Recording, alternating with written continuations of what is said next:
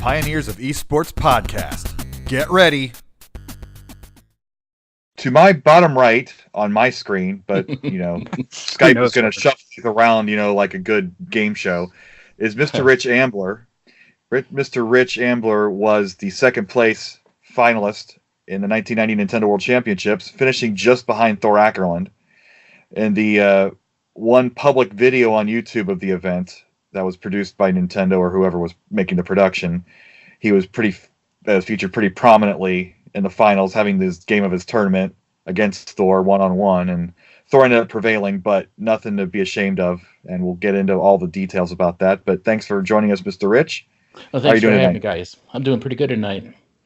Fantastic. Well, yeah, like you said, thanks for joining us. We're kind of excited to kind of talk to you about what your side of the history is. I don't know if you've watched the podcast, but basically what we do is we try to just get a record of everything that happened from everybody's perspective.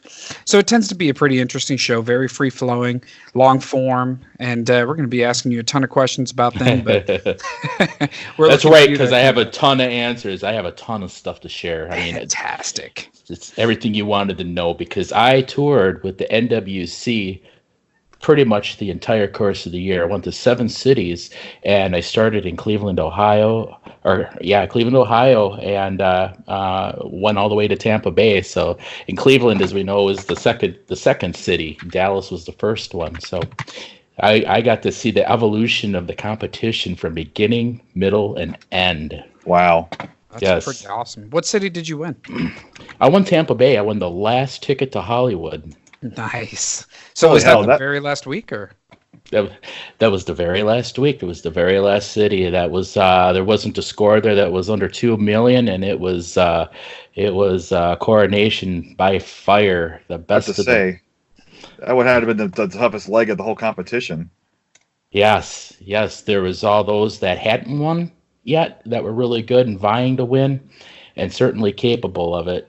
And there was those that had already won that were there to practice and see who was going to be. And I made it that day.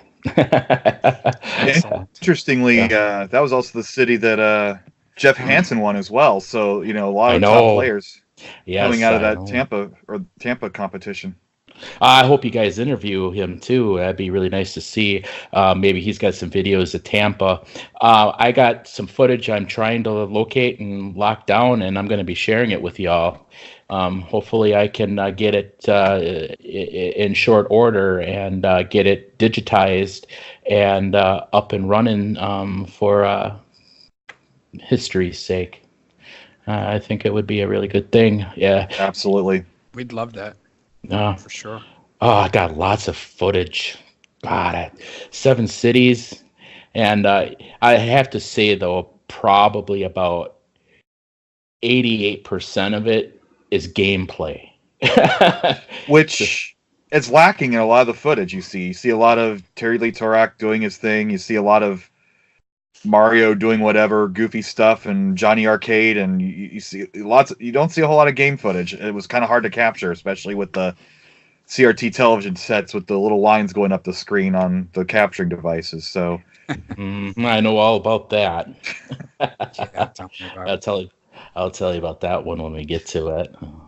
So where are you from originally? Because if you're going to 7 cities, I'm from Wisconsin, so I was kind of in the middle. I didn't go to either coast other than south, down in Florida, the southern coast. But and the farthest I went out was Denver. Wow. Mm-hmm. So do you remember what the 7 cities were? Because I'm sure a lot of people would love to kind of know some of the history of where the Powerfest actually toured. The first city I went to was Cleveland, and then Cincinnati, Chicago, Milwaukee, Kansas City, Denver, and Tampa Bay. Nice. And right off the top of the head, love it. Love that you can remember that. I'll tell you, 4 years later, we toured I think I went to about 18 to 20 cities, and I couldn't even tell you what 5 of them were. Wow, that's a lot of cities. Yeah. We were trying to get a bunch of our friends to qualify for the finals as well.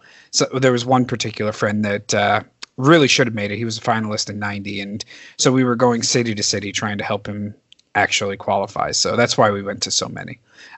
Mike won the second city, Mike Irosi. I won the third city. And then from there, we just qualified other people trying to get that other guy qualified. So Friends it was and family. Yeah, pretty much. Yeah, it was a really fun year. We had 6 finalists from my city in there. Nice. So yeah, it was really cool. Nice. Very nice. Yeah, I mean, friends and family, that's the way to do it back then. Yep. I drove to most of those. Not me personally. I was 16, but I didn't personally drive. My mentor at the time drove and brought along Jacob Winch, who is the Chicago 11 and under champion. Nice. And my best friend at the time was Jason Haig, and he won Kansas City in the 12 to 17. So all 3 of us took championships in cities. We're all from Wisconsin. Wow. Terry Lee Tork is from Wisconsin too, by the way. Originally. I didn't know that. Really awesome. So basically, you were kind of doing in 90 what we did in 94. That's fantastic. So you and a few friends. So you said, what is it? 3 people that you knew all kind of traveled around and qualified then? Yeah. I was that's an awesome story. I was considered the best player out of the group and the last one to win. Well, you also won the toughest city, so it just goes to show. So were you finishing in the top 7 every time and just couldn't get over the hump, or how did that end up? I was in top 2. I think it was 3 times total. The third time I won, and the other time I was in the top 7. The other times, except for one time, I don't think I made top 7 in one city. I'm trying to remember if I locked out in the pods or not. Well, no, I had to make the top 7 all of them because I won 6 Game Boys out of the thing on top of the one that I already owned. You could have your own Tetris party. Yeah. I know I shouldn't have opened any of them, but as a 16-year-old kid, it's like, it's Christmas. All of them. Yeah, definitely. 1990 was Christmas all year long. Yeah. Absolutely. Yeah, finally won the power pad and everything else along with it. I never used the power pad ever. I might have tried it once, but I wasn't really too much into Nintendo's peripherals and stuff back in the day. I was really picky about that stuff back in the day, and there's only really a handful of things that I really liked and would recommend. I liked the NES Max from back in the day. Oh, so did I. Yeah, that was such a fun controller to use. Mm-hmm. Like that, it was an underrated controller too. Like a lot of the people that did have it didn't like the feel of that analog style pad. Solenoid thing, yeah. Yeah, I liked it. I actually thought it was pretty good. So. I modified mine. I took it apart and I cut off the nub on the back of the D-pad from a standard NES controller, and it pushes in perfectly around the black ring. Oh, interesting. Max, and I put it right back together, and that way, I can, I have the angles better. I like the size of it. It was perfect for my hands back then. Yeah. So, that's just one of many mods that I've done. I actually started to get involved with mods based on something I seen that Thor Aackerlund had been doing. And after the Hollywood finals, he had a victory party up in his hotel room, and we came in. We're invited to stop in and say hi and wish him well. And we stopped in there, and he was playing columns on a Sega Genesis, and the top of the Genesis was off, and there was like a 7.2 or 7.4 NiCad battery, RC style battery that was modified to and plugged into the Genesis, and then he had one of those color TVs, one of those ones that take like all the D batteries. Yeah. Those old school portable. Right. Portable. Yeah. I had that going on in there, but I pestered him and bugged him because I needed to make sure I had make sure the voltage was right and the ohms or whatever, and I had that all set up in home, and I took one of my NESs. I had quite a few NESs, and modified it and repackaged it, shrunk it down the best I could, and bought a little Sony 2-inch LCD screen.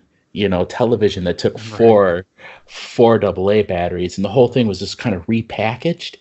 And in the back, I had a little back flip open case, and you could pull out a controller or two, plug it in, flip up the TV screen, turn on the power. I had the power buttons on top, and I could sit there and I could play Mario on a little 2-inch LCD screen.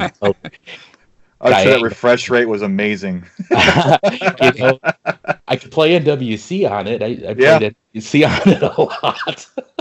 Ironically, back in January, Chris Tang came out to the Retro City Fest, and he had a top loader with a screen mounted to it. He basically had this handheld thing with a car battery, whatever the power source was. That's how he was practicing the whole weekend. It was you guys all seem to have that, on top of being good game players, that hackers ethic, I guess, for lack of a better term, to tinker with things, take things apart, build Frankenstein creations. That's kind of interesting. You were even doing that back in 1990. Yeah. Oh yeah. Yeah, somebody made a comment on Twitter about that today too. They're like, you used to do that back in the 90s. I thought that was just a thing that started up these days. So I actually made a NES Zapper one time, and it had I had cannibalized one of my NES Advantages with the dial on it, and nice. Made a turbo. It didn't work so great because it misfired a lot. It shot a lot of blanks, but it really tore up the place. I tell you what. So you could really shoot the cans up in Hogan's Alley, huh? That's awesome. What was that one that I used to play? It was kind of like you're like a secret agent guy, and there was all the little bullets on the bottom of the screen, and a lot of misfires and a lot of bullets, and your accuracy rating went down. It was like shooting an Uzi for Nintendo. That's pretty great. As long as I hit my target. I think the first mod I did was on the Super NES controller, because holding in that so there were two types of buttons. One were concave and the other one, so basically what I did was I swapped the X with the B, so that when you're holding in the accelerator, you're not hurting your thumb on the on the button type. So you just basically swap those two buttons. It was pretty easy to do.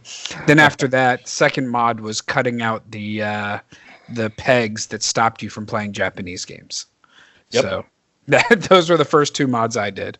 And that didn't happen until the SNES days. I didn't really do any modding on the NES. Immediately following the Hollywood finals, they had the Consumer Electronics Show, and I was invited to go. I believe Thor Aackerlund's father, I think his name is Tori. I'm sorry if I mutilated his name. I don't mean to. It's been a long time.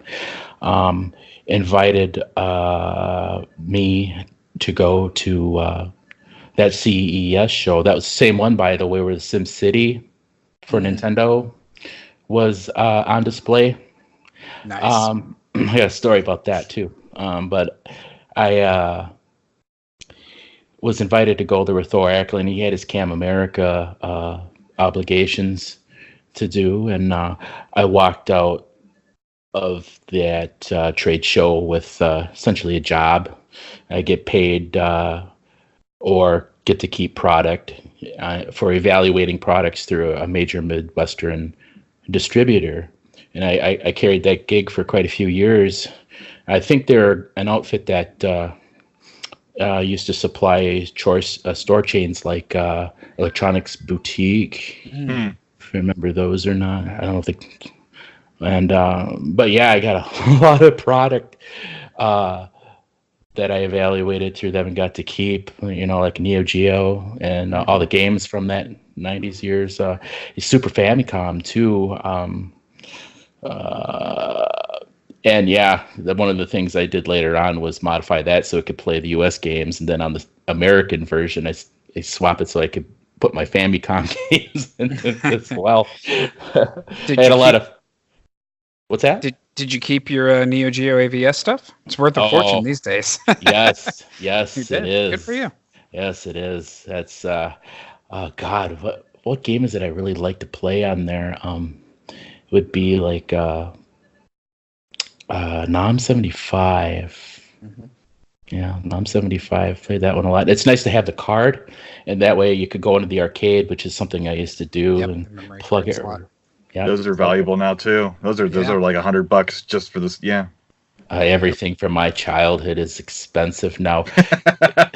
God. Tell me about it.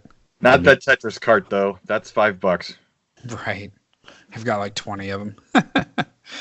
What are we seeing here? I don't know how well you can see it. Magic cards? Yeah, these are. Oh, yeah. Nice. Wow. How long has the game been around now? 20 years Whatever. plus. Oh, black, nice. Okay. All right. That's pretty good. All that stuff, I can't. It's like stupid expensive now. Sometimes people say, "Why don't you just sell that and get some money for it?" And I'm like, "Because I'll never be able to buy it again." Yeah, exactly. You can't replace it for what you'd get for it, so it doesn't. Yeah, forget that. Yeah, I learned the hard way. When losing my NWC is something that I seriously regret. The cart? No. What happened? Yeah, let's hear that story. Well, Dean Anderson owns it now. Oh, got it. But it was sold to somebody in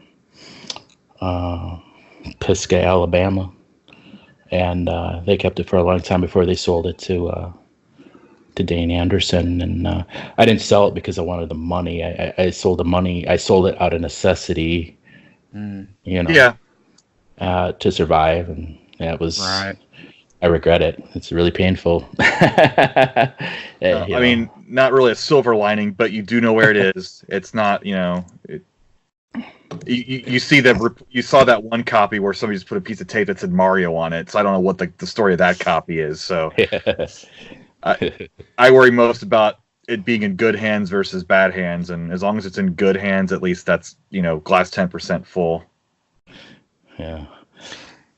Yeah, I'd rather see it go to a home at least, and not just like end up in a dump somewhere. Right. Yeah, I imagine so. They come up at the weirdest times and in the strangest ways, don't they? Yeah. That is for sure. Well, yeah. Let's kind of go back then. So you must have been a good video game player if you were determined to go to all these cities. So can you kind of? So it's about a 7-hour drive to Cleveland from Wisconsin. Like what? Tell us about that first trip you guys took.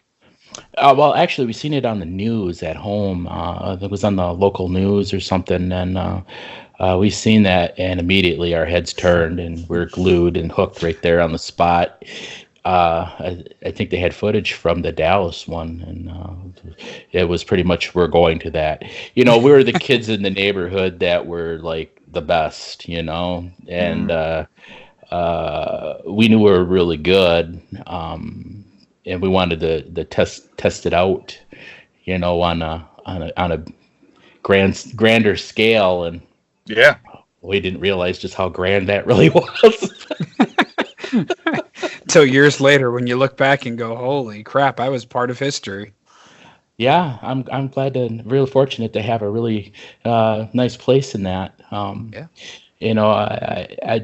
like to consider myself somewhat of a historian on that. I could tell you all kinds of weird stuff, insides and outs, and things that people may not necessarily know or knew, or other players that because we get different perspectives from different people, and they say things that you never ever. You didn't witness or you didn't see because you weren't exactly there, Right. So hearing these stories, seeing these stories, watching the videos, any videos you can get, and watching them, and I just love watching everybody's stuff because I know what it's like, that moment when you pick up that trophy, and you hold that over your head and you made it and you earned it. That's probably the greatest feeling in the world. Really was. Mike Wizenek won Cleveland in your age group, and he's one of the CTWC regulars, I guess. What was the meta of the tournament at that point? Because it's the second city. We talked to Robin Mihara about this, and he was saying how he was not sure, but those first few weeks, people were spamming Mario for the high score rather than playing Tetris. What was your guys' strategy going in, and what were the best players doing? Was there what was the strategy back then versus what it became months later? Well, I really see Cleveland as really just getting our feet wet. And we didn't really even necessarily plan on going to any more of them. We didn't even really think that far ahead. It was just this one is coming up and it's relatively close. And I don't even think we had an itinerary at that time to know where else they were going yet. So we just really went into. I met Bruce Trogdon and his son Mike Trogdon there. A guy named Grizz. Bruce and Mike Trogdon, I recently tried to get a hold of them and let them know that you're doing this. They have a really good story to tell you. That's the father-son team, and they traveled around. Yep, they both won. Bruce was in the 18 and over. Pittsburgh looks like Bruce won. No. Yeah, and his son was in the 11 and under. Mike Trogdon. They live in Ohio. They both win Pittsburgh. Yep. Yeah. Nice. Oh, that's cool. That'd be a great picture, like to see both the winners, father and son like that. Wow. I contacted them prior to the MGC, and I says, "Well, I got the con coming up, but I want to get back to you." And I proposed doing. What I was planning on doing was a series of videos, just like you guys were doing, are doing. So, we often hear a lot of the stories from the big guys. But yeah, Thor Aackerlund and other champions from other things a lot. But the finalists, there's 90 of them, and some of them in the 18 and over in their 70s now. Yeah. Ooh, wow. Yeah. We need to get their stories. And imagine the rare footage you can get out of that. I know some of these guys still have some of that. And completely agree. Yeah, I mean, when you think about it, 30th anniversary is next year. Yes. So which is one of the reasons why I'm here. Yeah, that's right. I was aware that was coming up, and the other reason is because of the Classic Tetris World Championships. I see great things going on there, and I really want to be a part of it. If on a competitive level, and if I am no longer capable of that, and I certainly from a novelty point, Uncle Rico is here to share the stories and hang out for a while. Yeah. Hey man, I'm telling you, you'd be surprised. Like some of the old men are starting to pop back in and really do some amazing stuff. So don't discount yourself based on age. I think you could bring it back. I don't know if anybody's beating Joseph anytime soon, but you could definitely make it in the finals and whatnot. So what tell us a little bit about your Tetris practice. What have you been up to in Tetris? Well, first I found Jonas to be a little bit inspirational for me. I mean, he's an older guy too. He's in I think he's late 30s or mid 30s. Late 30s. Yeah. Recently retired from his regular job to go full-time streaming. So. Yeah. Dang. Yeah, I know. I stop in there and hang out every once in a while, and it's fun. It's good see a lot of different things, and hang out for a little bit. Once I get my Elgato, and I'll be able to hook up Composite and play an original to hardware and record on OBS and stream it to Twitch or whatever. Yes. So that's what I plan on doing. So yeah, Jonas is inspirational for me. And this younger generation and these hyper tappers, they are amazing. They are monsters. They are monsters. Watching a lot of that. I personally wouldn't want to go against Harry Hong myself. Pretty about intimidating. Consistency. That consistency wins. In my opinion, it's for me. To answer your question, Dorian, I think one of the biggest things I'm focusing on right now, and I wrote it down here, is I'm focusing on getting as many of those 33 Tetrises on level 18 as possible, and getting as close to that score just before transition or at transition at 752,400 points. The closer I can come to that mark, the better off my game will be post-transition. That is my goal. So, and if I'm scoring 600,000, and I just did it yesterday, I mean, if I can make that a consistent thing, I think I'll do okay. I'd like to think I do well with that. I'd love to see you in the finals. So Yeah. looking forward to seeing you practice. And if you do get that Elgato set up, you should probably promote your stream. Like, what is your Twitch channel and everything else? Tell us about what that is, or have you set that up yet? It's on my new Twitter. I just started Twitter in April post MGC. I had a lot of people requesting it, down at MGC. Like, you go to Twitter, you're here, where you at, what are you doing? And, to be honest with you, I'm not a social media guy. I part of when I retired from gaming professionally, and especially around 2016, I was really not happy with social media, and I decided to take an extended break from that. So I pretty much stay away from social media as much as possible. But with encouragement from some people, I started up a Twitter, and I associated a Twitch account that doesn't have any content on it because I don't have my Elgato. Right. I might bust out with some Mega Man 11. I'm a big fan of indie games, more so than AAA games these days. I kind of moonlight with game deving, nice. Developing games, developing my own games using programs like Game Maker Studio 1 and 2. So I moonlight with that, and I've been learning to code since 2012. I got a really great Castlevania engine I'm building. It's beautiful. Yeah. Nice. Here, tell me about that. I'm that dumb Mac user, so I couldn't, and I'm from a 2012 computer, so I couldn't really run it that well. But I can't wait to see it. I have the module to port it, but the thing is, it requires me to set up a Mac account, and it requires me to actually have a Mac on hand to. Yeah, don't test. Do that for me. Hey, if I had a Mac and I had that all set up, I would do it just for you.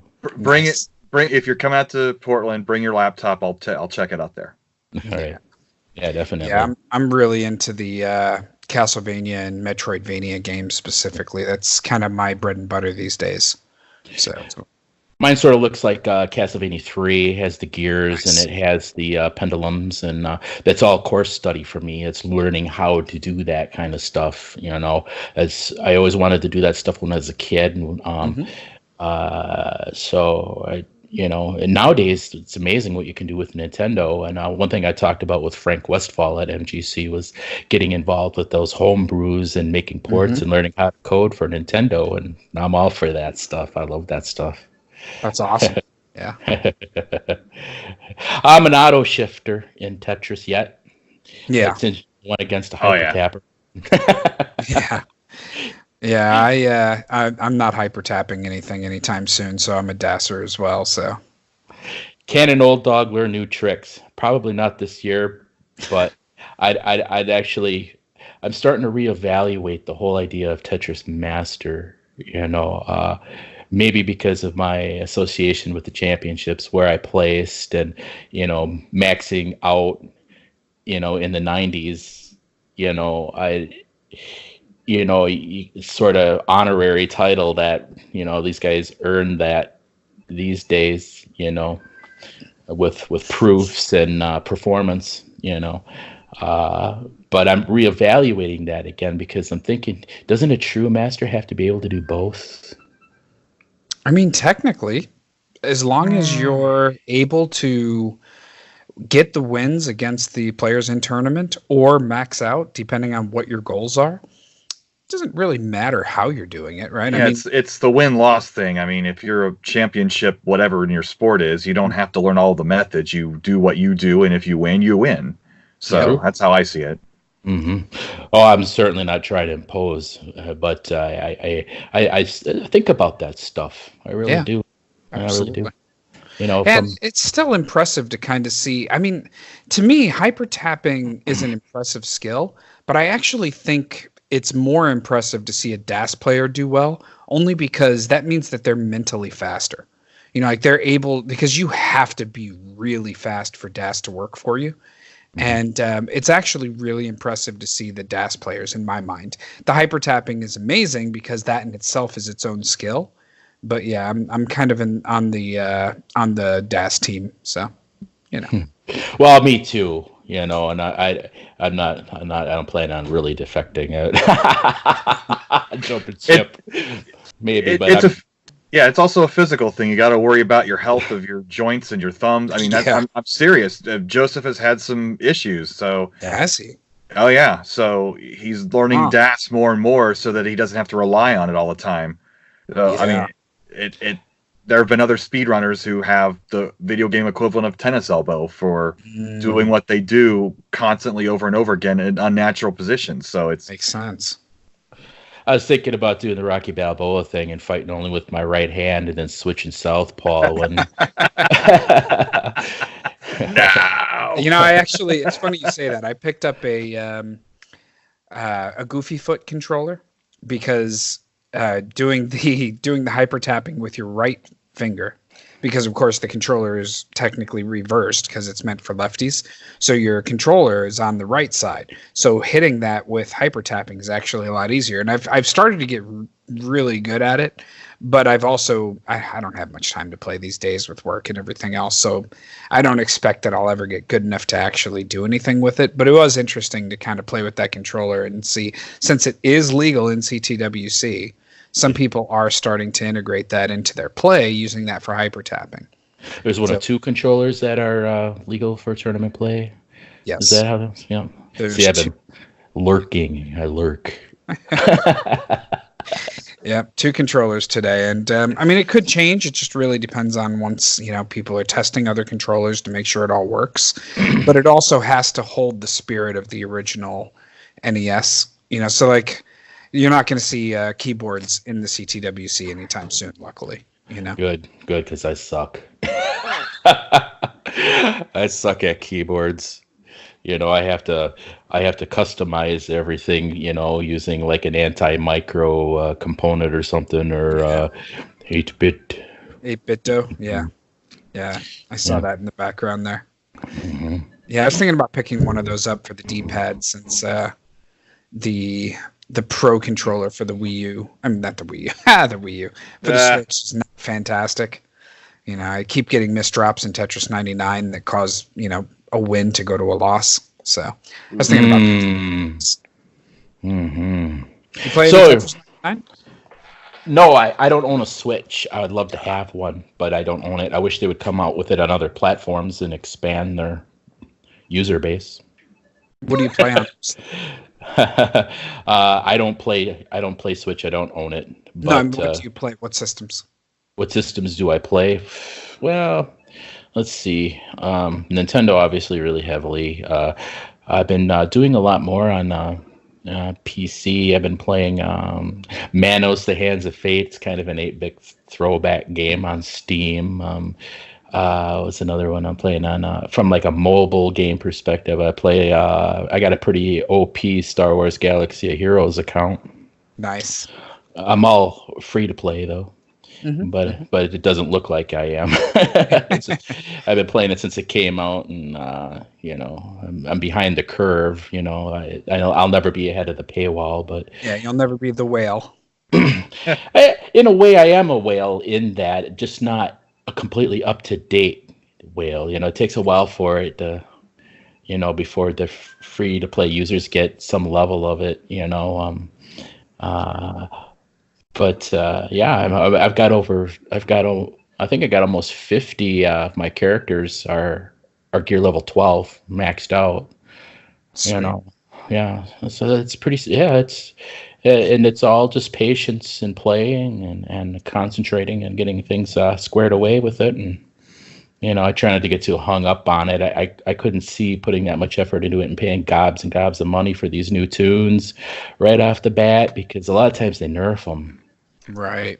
And I think that sucks. That's the crazy thing about the mobile. I don't want to say it's a strategy, but it really is, right? It's their monetary strategy.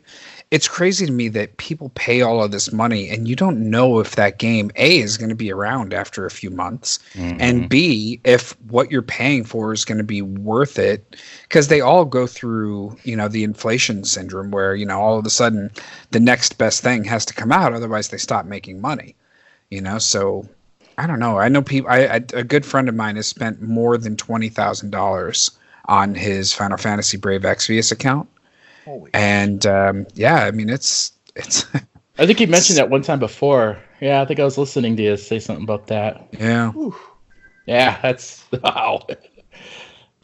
And it's not like this guy's rich, he's a hardworking guy, middle class, not probably on the edge of middle class, bordering not blue collar worker type deals, so it's interesting. Mm-hmm. Yeah. Whatever gets that serotonin pumping out in your brain. I couldn't. I actually had I was playing a Facebook game one time, and it was called Warstorm, and it didn't last too terribly long. But I had spent a lot of money on that, acquiring cards that were, out of print, but I was getting them from other people, and then they canceled the game, and I lost a pretty huge investment on that. And after that, I never did that again. I hear that. Yep. I mean, I will openly admit I have spent some money on Pokemon Go, but it's primarily because, it's like a community game. I'm playing with a bunch of people. We're all going around and doing all of these raids and everything. So I'm not getting anything that I wouldn't have been able to get without paying money. It's just like, oh, well, I want to go raid with my friends right now, but I don't have extra raid passes. Well, I guess I'll go buy them. So I'm not doing the pay to win thing. It's more pay to play with some of the people that are paying to play. Was it China where that old man had like 37 cell phones on this rack system that he would cart around? And I have seen a lot of those. People actually make accounts to sell. And so my thought is that person is probably catching shinies to sell. So that is crazy to watch. Yeah, he's driving around on the bike with a ton of accounts and just playing them all at once. Yep. Yeah. Yeah, I read about that online one time. I almost forgot about it until you mentioned that. Yeah. You wanted to know about strategies. What was it like in the early days of the NWC? Starting in the second city, the strategies, like you said, were, there was people that were doing the turtle tip trick and trying to score off of that. And there was people that were going through the whole lot of the game, which is what we did. I never really did the turtle tip method. I practiced for it, and where would they do that in the game? Oh, geez, it's been so long. I want to say it's 3-1. Yeah. They would do where you get the ultimate with the unlimited 1-ups. Yeah. No, I don't. Was it the 1-ups? Because I thought it was actually where there was one turtle you could kick, and it would go up to 5,000, and you let it kill you, and you just keep. You do that in World 1-1. That's the way I play, because in 2015 the tiebreaker was your Mario 1 score. So to spam some extra points there, I would do that turtle kick 2 times to get an extra 20,000 points or whatever, just to guarantee that I didn't have crap Mario 1 scoring, just in the weird case that there was a tie. So it's actually really hard if you're doing the 1-up trick.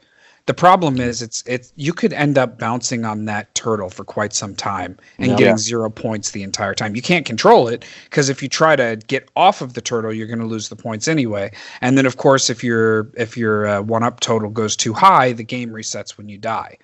So it was too dangerous to do the turtle 1-up trick. There was a turtle, and I'd have to go back through and find it. But back then, because we were doing the same thing back in 90, when we were practicing, we were looking for the best way to score points before we really understood how good you could be at Tetris. Yeah. So we had found some really good, million plus patterns that we were like, okay, this will guarantee us a spot in the finals. So we had found some really good places, and if I could remember what it was, there was one where you could kick, and I'm pretty sure it went to 5,000, and then it would come back and kill you, and then you would be able to keep going and doing that. Yeah, I think that's one of the reasons why I really didn't do the turtle tip trick. I got pretty adept at being able to kind of sort of hop off early enough with that. Had it been Super Mario versus Super Mario Brothers, then it would have but it's much better. You get that initial 1-up, and then you go back to 8,000 points consecutively. Yes. Yep. Absolutely. So the winner from Cleveland, do you know if they were doing that trick, or were they playing a straight up game, but none of the strategies had been evolved yet, so they were going to 1-2 rather than killing themselves in 1-1, and the Tetris play was probably even more elementary versus what it would become later. Yeah. Yeah, it really wasn't. Tetris was a relatively new game back then, especially at the start of the NWC. What month was this? It was just after my birthday. It was in March. Mm-hmm. So Tetris had come out that previous winter, just before Christmas. It came out right before Christmas of '89, if I remember correctly. So less than 6 months old. Right. So people hadn't really mastered Tetris yet. At least, not the people that were playing NES games. There were people who played it on PC that were a little bit better, but they were casuals at best. Right. So, it wasn't really a thing that we understood how to truly play Tetris until later on in the year. Yeah, that's when things got hot. That's for sure. The winning scores earlier on in the cities were under 1 million. Wow. Yeah. Yeah, I think what was his name? Jason Orlando. His score was in the 800,000s. Jason Orlando. Yep. Absolutely. Yep. And I wonder. I always often wondered. I never got a chance to ask him. How did he adapt when he got to Hollywood? Because the strategies were. See, one of the reasons why he turned around too is I wanted to win the city and I wanted to go to Hollywood and all that other stuff. But I actually physically wanted to win this thing. You see, but when we started getting going and getting momentum, but I always wanted to ask him and say, how did you adapt, or how did that feel because the strategies were so radically different by then? I mean, that would be pretty painful. We traveled, like I was saying, once we got motivated and we're moving, it became going to cities was a means to be relevant, to continue to remain relevant in the strategy as it evolved throughout the course of the year. Right. One of my favorite stories to tell is in Chicago, Jake Winch, he like I said, he won the 11 and under, and he was in the top 7, and he was a little bit behind, and he crashed in Rad Racer. Ooh. But he did it over the goal line. Oh. Is that how it discovered? Yes. Oh, wow. That's amazing. It gets better. Jake not only caught up, but he was a little bit ahead, and he made it to the final 2 in Chicago, and because I remember, because the videotape was like, my best friend Jason Haig was right next to me, and we weren't seen on video, but you could hear us talking.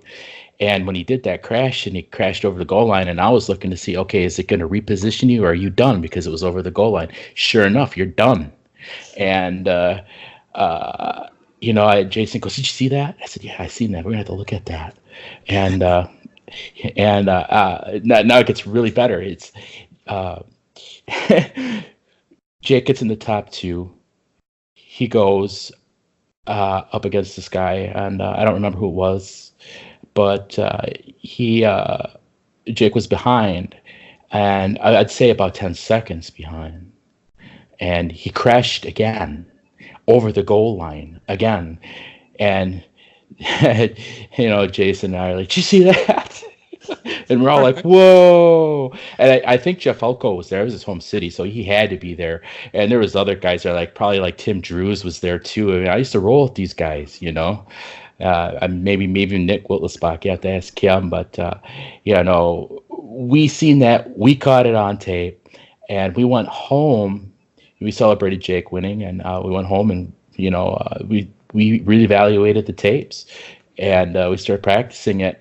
And I didn't get my hopes up. The next city was Milwaukee, I think, after Chicago. And I didn't get my hopes up too much, because I figured that everybody that was anybody that was going to be there and in it saw it, because he can in the top 7 you can probably get away with some things, but not in the top 2 because everything's on the big screen.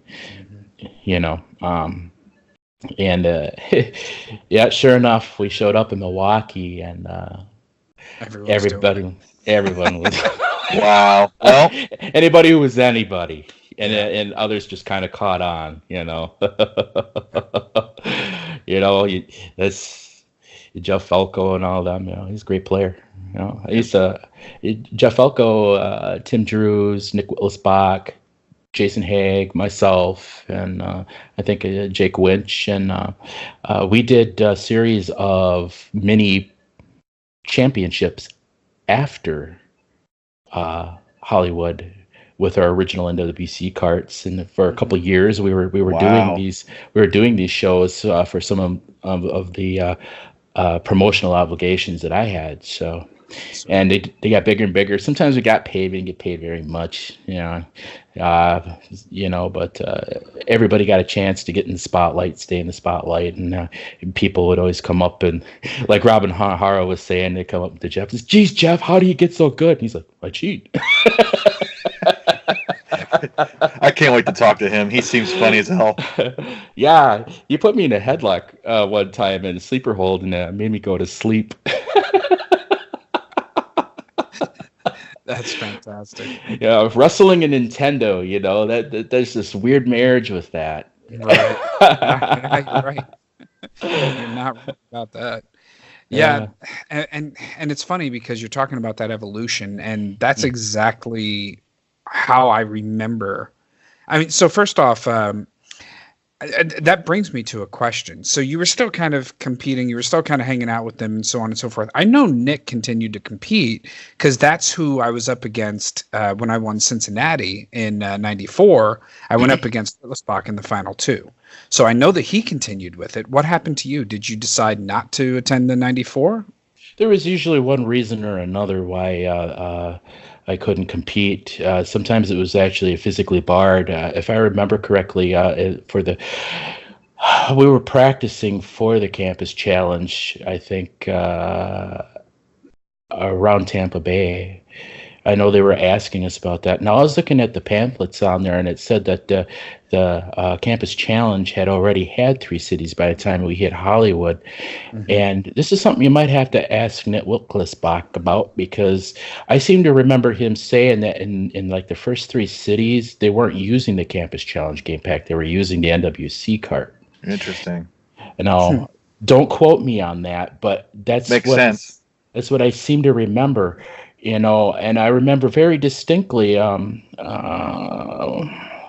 of the competition, some of the competition crew was there. Lisa Hartman was there, and from NOA, she was game counselor, and she was also working the Powerfest on some of the cities where she could. And she asked us, I'm pretty sure it was Tampa Bay. She asked us, what do you guys think would be a good game for, the next tournament? And well, Dr. Mario was a shoo-in, and Super Mario 3, especially the Wizard. Do we blame Pinbot on you? Just kidding. Pinbot. No, you cannot blame Pinbot on me. So you said Pinbot. Oh man, what did you do? Yes. So Campus Challenge, you were kind of behind. I wasn't in college. I get that. Yep, I couldn't have gone to that one either. What about Star Fox? Did you skip that one? The Campus Challenge thing was originally, they didn't have a limit on who could attend, but apparently, from I think what Nick Whittlesbach was telling me is that finalists and competitors from the NWC were crashing the Campus Challenge, and so they instituted that rule that you had to be in college or have the college pass. They had one in Madison, Wisconsin. I probably could have I think they were letting, if the campus would let you in, because you really had to be a student there to be, if you're able to even sneak in, like my mentor graduated from the UW, so he was alumni, so he could go. And I didn't really get to go. And once I found out I couldn't do it, I just dropped it like a brick and said, piss on it. We knew that we couldn't go to Campus Challenge, so I skipped that tournament entirely. But what about '94? Why didn't you do the Powerfest? Nintendo World Championships 2 or whatever you want to call it. To be honest with you, I think it was over before I really noticed it. Oh, got it. They didn't really push it that hard. Yeah. Yeah, it's true. And when I retired in 2009, and I was pretty much, not doing, I'd still play casually, just not competitively, but I really wasn't, keeping up on anything new. I didn't find anything about the Nintendo World Championships 2011 until after the conclusion of 2015. Yeah, I think most people. That was kind of, I didn't know about it, and I follow that stuff very closely. So I totally get that. Yeah, I mean, so about 94, that's actually where I met Jason Orlando. And, there were still a lot of the people trying to get in that were from the 90 tournament. So Nick Whitlock, Jason Orlando, those were 2 90 finalists that tried to get in and didn't make it. Then there was Dave Lopez and Mike Iorosi. Those 2 were finalists in 90. There's one other guy. Yeah, D'Lo, exactly. Yeah, so there's one other guy that was in both, and I can't remember his name off the top of my head, and I apologize. But so there were 3 people who were finalists in both 90 and 94. That's it. 3 people in the world, and one of them won 94, so there was that. But I always kind of wondered why a lot of the people from 90 didn't compete, or did they just not make it, So I was just wondering your perspective there. Well, it was, pre-internet really in some respects yet, or very young, and things were still word of mouth.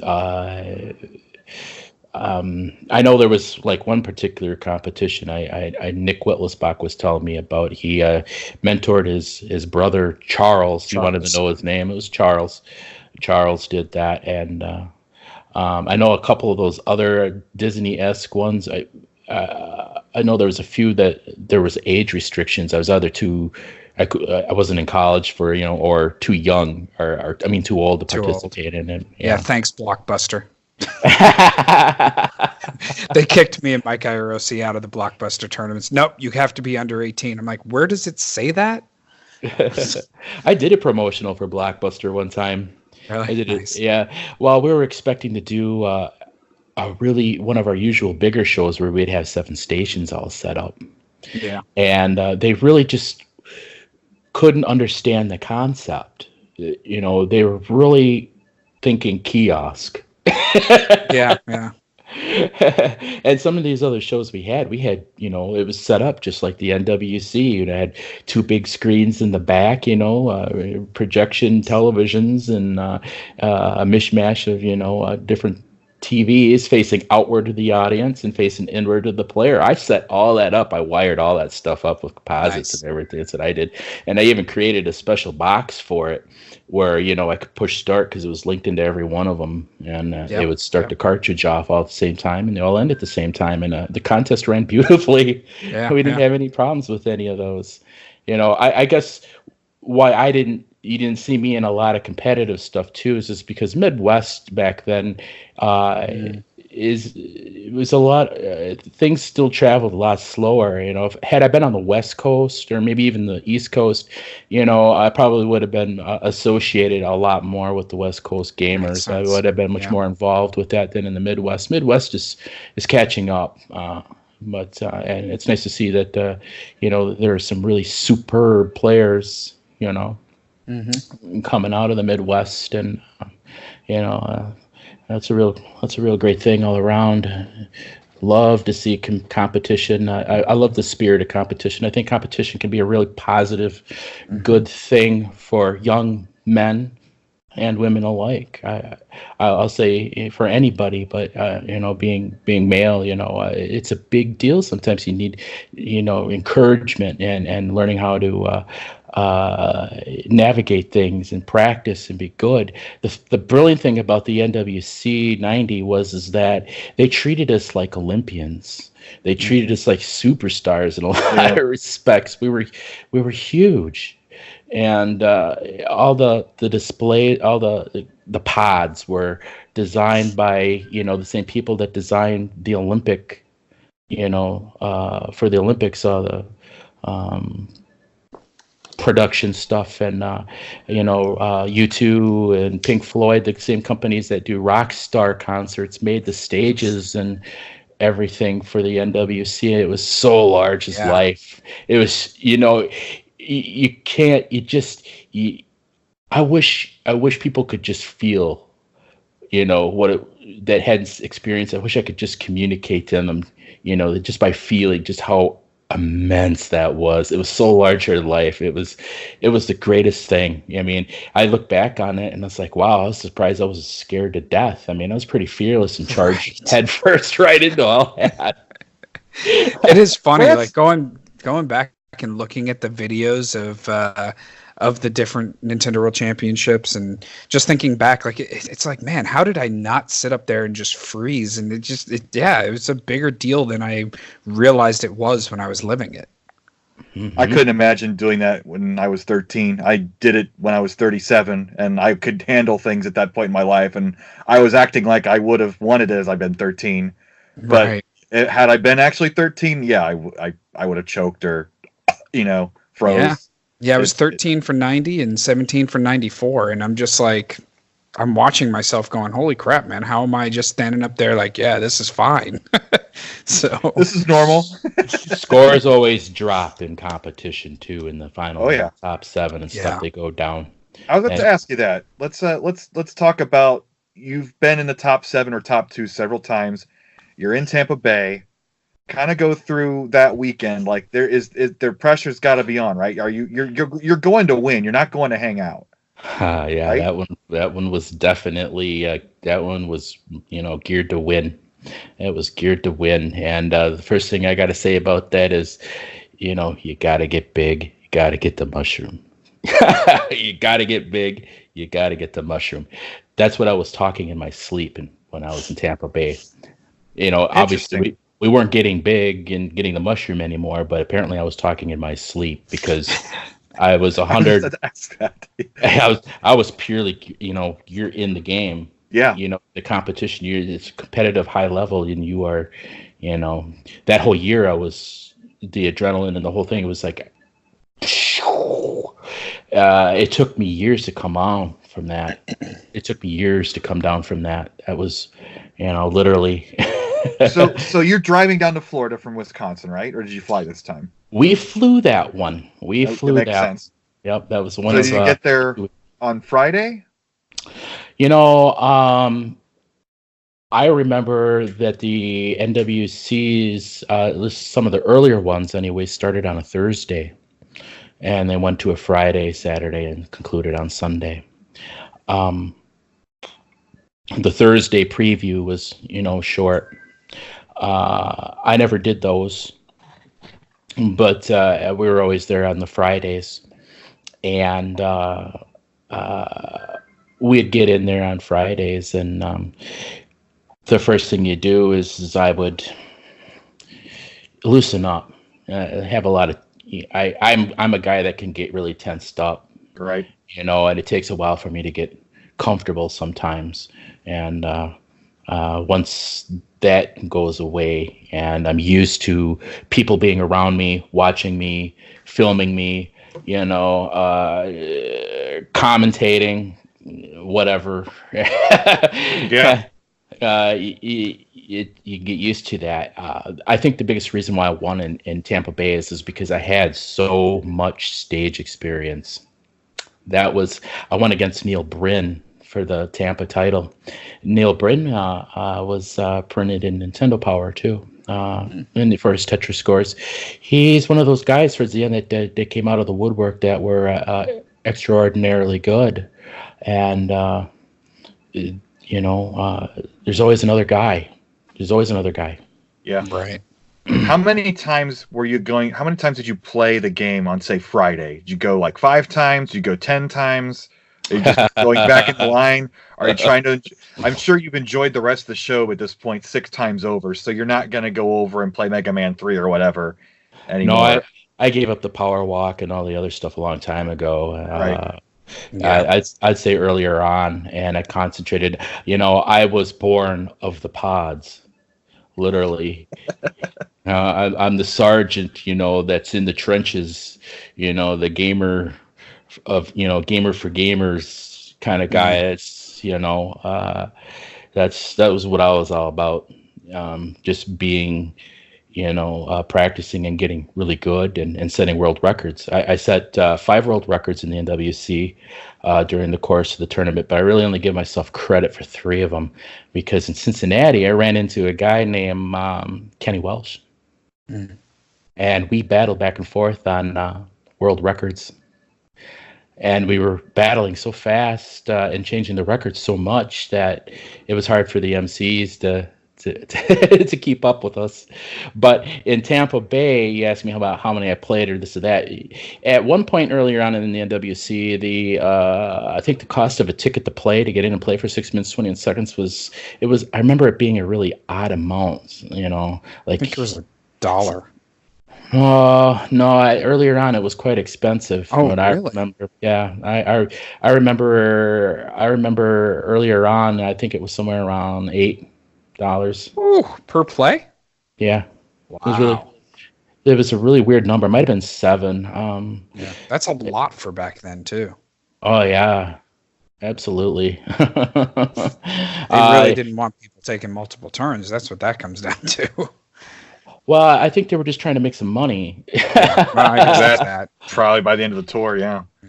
Now, I remember in Cleveland when we showed up and we walked in and everything was wide open and you looked at everything going on around you and there was just so much to take in. Mm-hmm. And there was, I kind of equate the NWC with going to a gaming convention, Oh, yeah.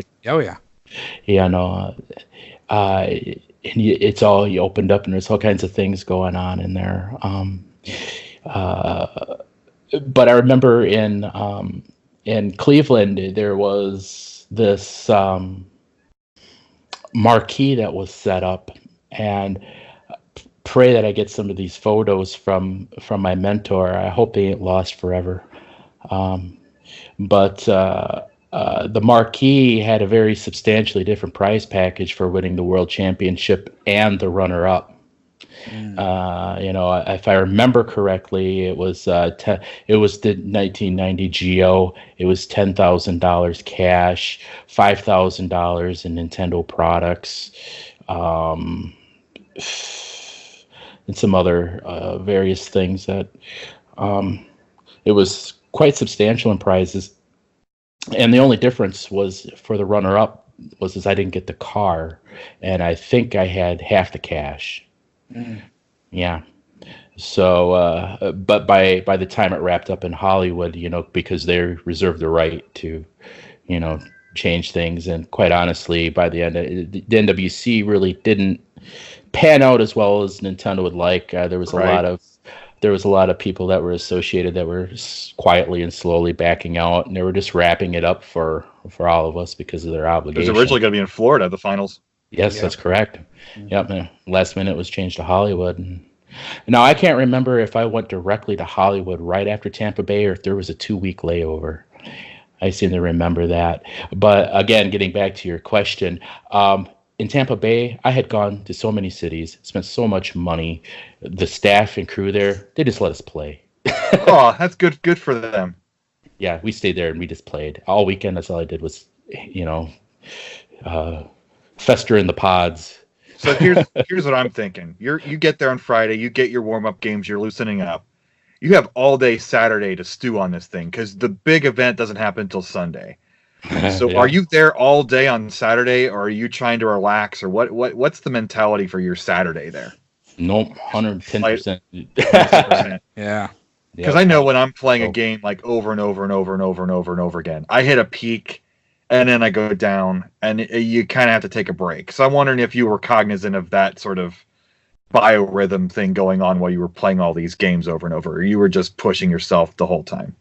I think I didn't drink enough water. Didn't get enough sleep, didn't drink enough water, didn't eat enough food. I know.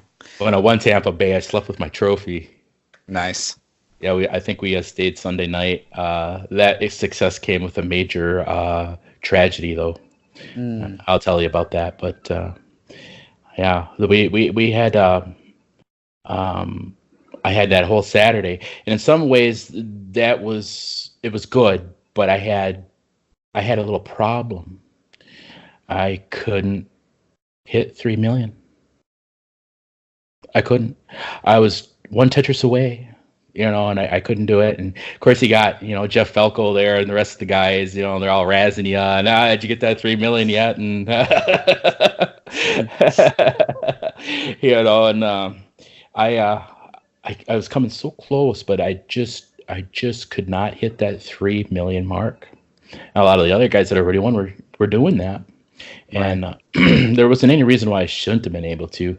It was like a block. Sometimes in competition, you actually can physically, when you transcended the next level, you know it. Right. And that barrier is gone and no longer exists anymore. That's the way I feel currently with Tetris, is that as far as the consistency go, that's going to break, and it's going to be a situation where I'm much more consistent. Oh yeah. I'm really potent, but I'm still not quite as where I want to be yet. And in some ways, I don't think I was quite as good now as I was then either. It'll take some time, but you'll get there. Oh yeah, I don't really worry about it. I just play my game, focus on what I need to do, and execute. Absolutely. Yeah. I mean, and back then we weren't really starting on 18. At least I wasn't. No one that I knew was starting on 18 at that point. We were all starting at 1. So the game was played a lot differently back in 90 than it was even in 91 and 92. When people started to really grind Tetris once they figured out the holding in A thing, that was long after the NWC was done, and we all stopped practicing from level 0. So. Yeah. I sometimes like level 18, I feel a little frustrated because if you're not careful, it will get you, but in some respects, it's too slow. Yeah. So you like to play 19 because you're gonna, that's the rhythm I want. I want that rhythm right away. Yeah. I play hard. I always played hard for that. And so we were like in some of the things I did, the panel I did with Chris here at MGC was the first time I did a modern con. Or classic, with a Nintendo panel. But back in the days, we had what was called WisCon, and it, had cosplay. It was science fiction, fantasy. I got to meet a lot of Star Trek alumni and hang out with them. I played Game Boy Tetris with George Takei, and nice. Yeah, he's like, I can see why you like this so much. Pretty good impression. Well, that's actually how I got to meet him. My friend says. George Takei was by, and he's like, "Hey George," he's like, "You gotta meet my friend Richie. He does a really good impression of you." And I turned around, I'm like, "Hi, I'm George Takei," or George Takei, Yeah. And he did this double take. Yeah. And we were talking and. Playing the Game Boy Tetris. I played a lot of Game Boy Tetris on these championships. You only had 6 of them, so Yeah. Bring enough for your friends. Well, Jake and Jason, they had theirs too. Many, but on the road trips, that was really helpful. And that's what helped us really improve our game. Game Boy Tetris really helped us improve our game. When we're focusing on Tetris, battling back and forth. Trying to push those back at people as fast as that they were sending them to us. And I really say some of my success came from playing a lot of Game Boy Tetris in the car on the way to the championships. Nice. Yeah. Quick side story on Game Boy Tetris. I thought this was kind of funny. Just a couple years ago, I was at the Century City Mall in Century City, California, and there was a huge line for the Apple launch of probably an iPad, whatever was coming out, and Steve Wozniak was at the front of the line, and he's sitting there in his lawn chair, and he was playing Game Boy Tetris. Wow. And asking if anybody else had another one so that he could play against other people. I thought that was really cool. Mm-hmm. Oh, I love that link up. Yep. Yeah. And this was only a few years ago, maybe 2013 or so. So not too long ago. I used to play the Nintendo Tetris on DS too, the original DS. Oh, I love that one. And my handle was, I think it was like NWC 1990 on there. Nice. Nice. Get on there and just drill something. We have our classic tangents here on our show. So I want to get back to Tampa Bay because this is your moment of glory here. So you sweat through Saturday. You can't hit that 3 million mark. Everybody's razzing you about it. So you get into the semifinals on Sunday. So tell me the scene here. How many people are getting 3 million consistently? Like 10 people, 12 people? Are you even going to make the top 7 at this point? What's your mental state? What's your goal? What's the situation for going to the semifinal? Everybody that's seen me off that won the championship, they're all on stage, and they were already winners. They're already city champions. So I had every city champion that went, and then I can't. Were they eligible to go to the finals then if they'd already won a city? Yeah, they could go and they could practice, and they got to go in and practice for free as well. They didn't have to pay nothing because they were champions. Right. So they could go to not in the actual semifinals though. No. Okay. I don't. Just checking that. Okay. That makes sense. That yes, I took 2 city titles.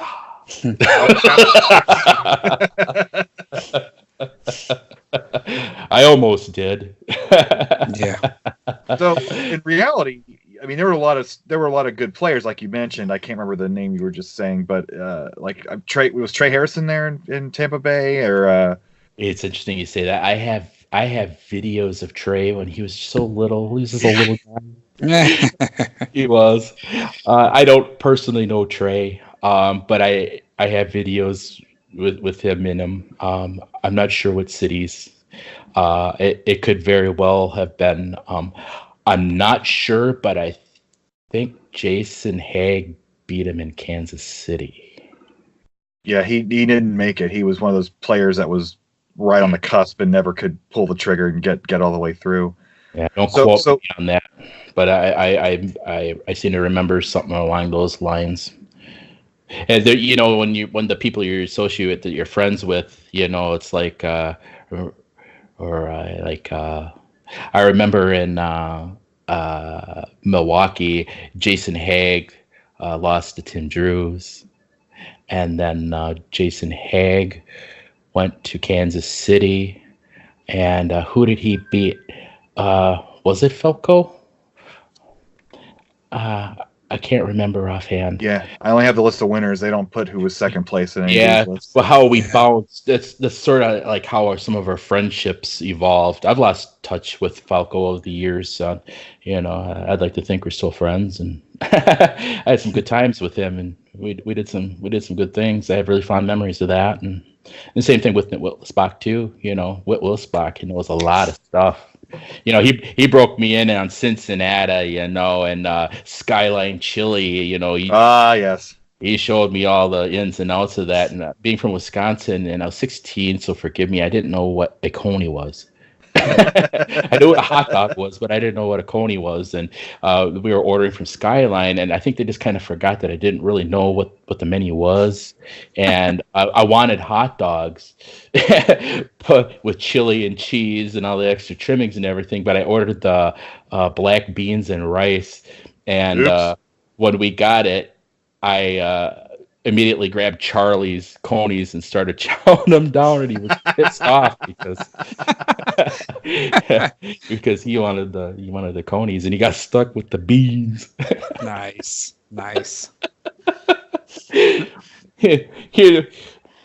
I'm from Cincinnati too, so I love the fact that you have a Cincinnati story. And then Dorion won in Cincinnati in '94, so it all revolves around the Queen City. Everything revolves around Cincinnati in this call. I have fond memories of Cincinnati. I really do. I had a great time when I was there. I set multiple records while I was there, and I met some great people, and I carried a lot of them, friendships for a very long time. Definitely. Cincinnati was one of my favorite cities to go to. It really Ironically, after the 2015 finals, a week later, Cincinnati was hosting the Baseball All-Star Game. And I volunteered for it because when 1988, the previous time the All-Star Game was in town, I volunteered that year. So it was one of those, get back and do that again. But they have this big fan fest that goes on with the All-Star Game. And it was at the same convention center where they held NWC back in 1990. So it was kind of one of those, oh, hey, look at this full circle thing going around here. Right. So it was just the same building and everything. But anywho, so Tampa Bay, what was the top 7 cutoff to get into the top 7 from the semifinals, and what was your score in that round? It was in the high 2 millions. The cutoff or your score?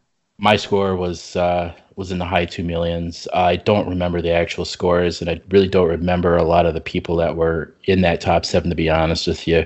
In a lot of ways, that's how I've always competed. I'm very focused on what I'm doing, right. And I knew I was in it. I knew I was there. I knew there was the opportunity, and just keep plugging at it. And I think if you wanted to really know what was in my head in the final 2 and the final 7 was really pretty much this: don't fuck up. Right. Because I had a propensity sometimes to get in unstable Tetris games in the top 7. Things would be a little unstable, so I took a little extra care to make sure that I kept my stack level and balanced, and kept that channel open and just go. And that was really about it with that. Were you pretty confident you would make the top 7 because you'd done it every other time? Pretty much, yeah. That's I think, I definitely had a lot of confidence going in with that. I think if anything was really bothering me in that competition, it was the fact that I wasn't getting 3 million. I know Neil Bryn was capable of it. And he's the one I ultimately had to go against, so I had to face my fears. Yeah. Well, let's go to it. Let's so you make top 7. And was there any drama in getting into the top 2? I didn't have any. I played on that top 7. I seem to remember playing a really solid game, and I felt really good about it. And I think I actually knew that I wasn't top 2 when it happened. Does that answer your question? So you weren't top 2. You didn't think you'd be top 2, but you were. Is that? Well, I went in confidently, and I enough to when the top 7 was done, I knew I was in top 2. Okay. Yeah, I played a solid game. I felt good about that game. It was right at that cutoff point where I hadn't quite rolled over to the 3 billion. Ironically, that score was better, I remember, than my final score. Neil Bryn didn't have the stage experience that I had, and it took a toll on him, and he lost as a result of that. And I don't remember my score. That's why I said, I was like, Jeff Hansen, maybe he recorded the whole thing, or his family did. I'd love to see those tapes again. I really hate to quote the quote scores. Not really sure. No, that's understandable. You knew what type of player you were. Yeah, so I know what type of player a lot of the guys were too. They're all good. Because this is your last chance, and I'm just imagining the pressure of, I've done this 7 times. I'm really fucking good at this game. I need to make this trip to make the finals. So that's just an extraordinary circumstance that nobody else we're ever going to talk to on this podcast is going to have. They all won their city and were done. Right. But you had been there multiple times. You were excellent at the game. This was your last chance. And then you actually do it. So I'm just trying to get your mindset and everything from this unique experience before we even get to the finals. So probably from Terry Leotoric's standpoint, he was very vocal to me about me. I was really well liked by the staff of the NWC. Terry Leotoric calls me the last ticket to Hollywood, which is, like I said at the MGC, is my book is going to be titled The Last Ticket to Hollywood. Nice. when I was on stage in Tampa Bay, and I won. Like I said, I had just about every finalist that was there on stage. That was at least 6 or 7 people. Wow. Yeah. I guess Robin Mahara was there. I'm sorry, Robin. Yes. He did take that last trip to get that last round of practice in.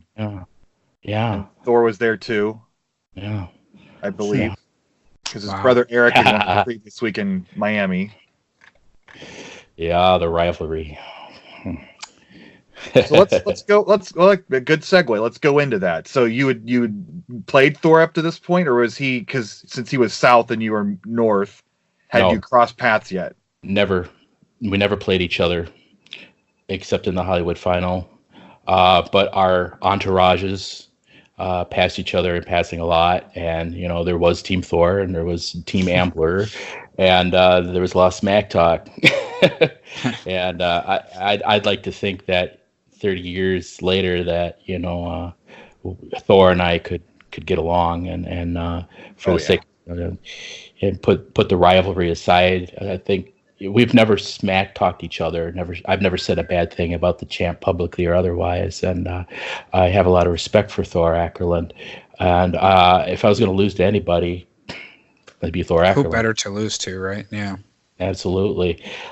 He was a better Tetris player than I was. I think back then we're a lot closer, and I know that he was maxing out from what I understand and hitting 29 about the same time I was too. So we were both really heavy Tetris players back in the day. I mean, I was, maxing out in the 90s at Wisconsin, which is what I was talking about, on display I was playing for people. These games weren't retro yet. So it wasn't a RetroCon. It was just me being, a runner-up. You're that Nintendo kid, yeah. Yeah, the Nintendo guy, and doing those things and playing and doing a lot of things like that. So, but yeah, there was a rivalry between Thor and I. Before we get too much into that, I'd like to go back to Tampa Bay because sure. My greatest success, I still covered my Tampa Bay win more so than being Nintendo World Champion runner-up of the world. That is, I covered that more in Tampa Bay because that, in a lot of respects, was such a hard-fought win for me. Tampa, like I was saying, Terry Lee Toraki, I was kind of like the people's champion. I was generally well-liked by a lot of people, and a lot of people wanted to see me win. Yeah, genuinely wanted to see me win, and I was happy to be able to perform and execute and be able to do that because Neil Bryn was a really good competitor. He's a scary guy to come in, especially when you don't really have a lot of info on that guy because he's relatively new. He was a latecomer, and he was really, he had the potential to be completely explosive. And it's something to keep in your mind. Don't fester on it, but no, and just keep focusing on your game and seeing where you come out in the end. What happened was, like I said, by that point, Jason Haig and Jake Winch had won their championship. I had been a little bummed out over the fact that I hadn't taken a city yet. I mean, I had held the world records many times. There was, a contender in pretty much every city I went to, and did extremely well and set a lot of records here and there, but and some of them cities. But I just had problems with that final two. One of them in particular, and I'll tell you about that, was Denver against Shannon Webster. But Jake Winch was getting the media. He was on the Oprah Winfrey show. Him and my mentor. Wow. I didn't get to go because I wasn't a champion yet, and they were used to wanting to have Jake because he was 11 and under as a younger kid. Yeah, that makes sense. And Oprah's just down the street from you guys in Chicago too. So that's it. Wow. I wonder if that tape around on YouTube. I think I seen it on YouTube at one time, and I know that we all made copies of each other's tapes. So there's 3 or 4 copies around of of our tapes. Hopefully one of them will pan out. But yeah, he was on the Oprah Winfrey Show with his father, and the thing was, is video games bad for you or bad for children? And that was the big debate. And Jake was a Nintendo City champion. He was going to go to Hollywood and compete, and he had his say. And they were pro video games, and then they had the ultra conservatives that said no, I'll never let my kid ever touch a video game, and so they had the two opposites going at it on there. It was a really short segment. It ultimately didn't really go anywhere. It was the 1990 version of Rage Bait Click.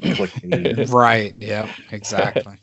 So I was bummed out about that I didn't, they were getting some of the share of the publicity. They considered me the better player. I was sort of like the mentor of them both. They were very public about that with me, and we're all best friends, really, ultimately. I don't try to hold anything, but they really, you haven't got one, you'll win one, man. You're a great kid. Yeah. And I was sitting outside of the newspaper office because we lived in a small town, literally like a western, one street town. And there was a newspaper office there, and they were writing up about Jason Haig and Jake Winch, and they weren't interested in me because I wasn't there yet. So they were like, yeah, but Rich, one for all and all for one. We're the Three Musketeers. I went outside and I was sitting down, and my aunt came up to me because she was in town, and she goes, what's wrong? And I'm like, I hadn't won the championship yet. And I was bummed out about it, and I was worried that I might not get to go to too many more. And I ended up, she says, you're gonna do it. You're gonna do it, and I know you can do it. And she was just really supportive. It made me feel a lot better. And I went to Tampa Bay shortly after and won that championship. And I wasn't told at the time. Apparently, during when I was competing for the city title, my aunt and uncle were killed in a motorcycle crash at the same time. They had just gotten married. They just had a young baby, and a drunk driver killed them. And that played a role. I almost didn't make it to Hollywood because of the funeral, of course, arrangements. So I had a death in the family at the same time that I had my highlight, So it's awkward feelings with a lot of that, and she was the one that was really supportive of me on that. Really, said good, kind things, and it's almost like divine intervention in some way. Working behind the scenes, I don't know, but that was the low that immediately following that. And also when I came back from Tampa Bay from the airport, every car was buried in snow. All you seen was little mounds of parked cars buried. We actually had to take a cab home, and I didn't live too far from the airport. And Jake Winch and Jason Haig, they had to stay at my house for a few days until they got everything plowed out. Wisconsin weather. Yeah, the Tampa Bay was coronation by fire, trial of fire. Was just. Have you been back there? Have I ever been back there since? I looked up the place where it was at, and it still exists. And the only way I remembered that I knew what it was is because of the curtains that they had to divide the hall, right, and some of the other trimmings. It hadn't changed a bit. And these were like Google photos from, 2017 or something like that. And it was going down memory lane. And I remember being in Florida and seeing weird signs like, beware of alligators. We looked at them and laughed about them. Now they're real. They're there apparently, and they had warning signs. And this was Convention Center was a little outside of Tampa Bay. It was near the Busch Gardens area, from what I understand. And but it was nice to go down memory lane and look at some of that stuff. and go, wow. Yeah, I remember that I was there. It's where I won my championship. And let's see, Milwaukee. Tim Drews won his city there. That was in the same place where the vendor hall was at I think it was Milwaukee Center there. Yeah. The vendor hall. And it's like, yeah, we were there. I remember when the NWC was in all this, Yeah. Something like that. How'd your two friends do in the finals? I don't think either of them made it into the top 7. I don't think Jason made it, and Jake didn't make it either. He certainly could have. Either of them could have, like you said, when scores kind of go down. And when I get to Hollywood, I give you some real good stories about that competition, because I did break 3 million in Hollywood during the practice sessions consistently. That I overcame that bar in Hollywood at just the right time. So were you practicing at home then? Yeah. How would you practice at home, since you didn't have access to a cart? What was your routine? Well, that's what you think. Oh. I can't tell you what I did for it. You don't want to know. We do want to know.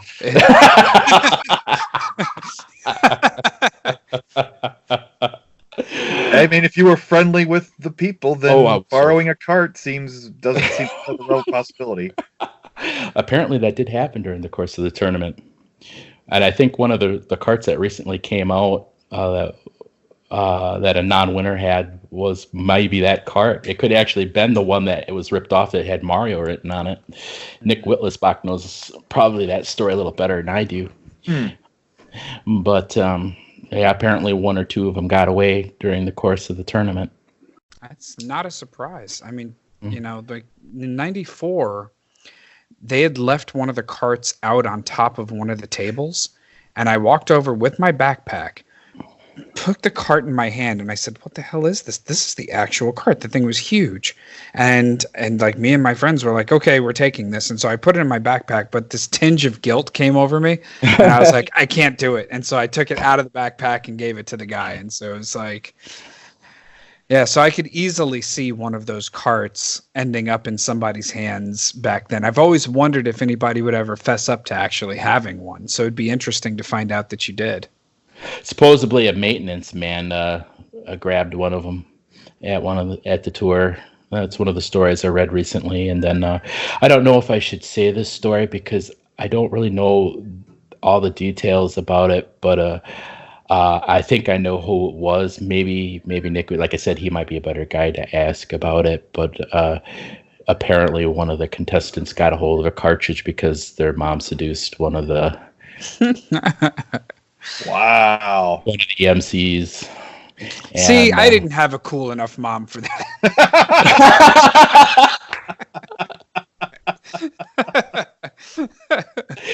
What we do for NWCs. Or better yet, or have our mom do it. Mom's so cool. Yeah, exactly. How you feel, Mom? The Forrest Gump thing, right? Let's see. Like I already told you about the power crash. We were all power sliding before that, and then after Milwaukee on was all power crash. Now, you guys want to know about the new method? I know you guys asked about that. Where did that come in, and what happened there? And that happened in Denver, Colorado. I was the first victim of the new method.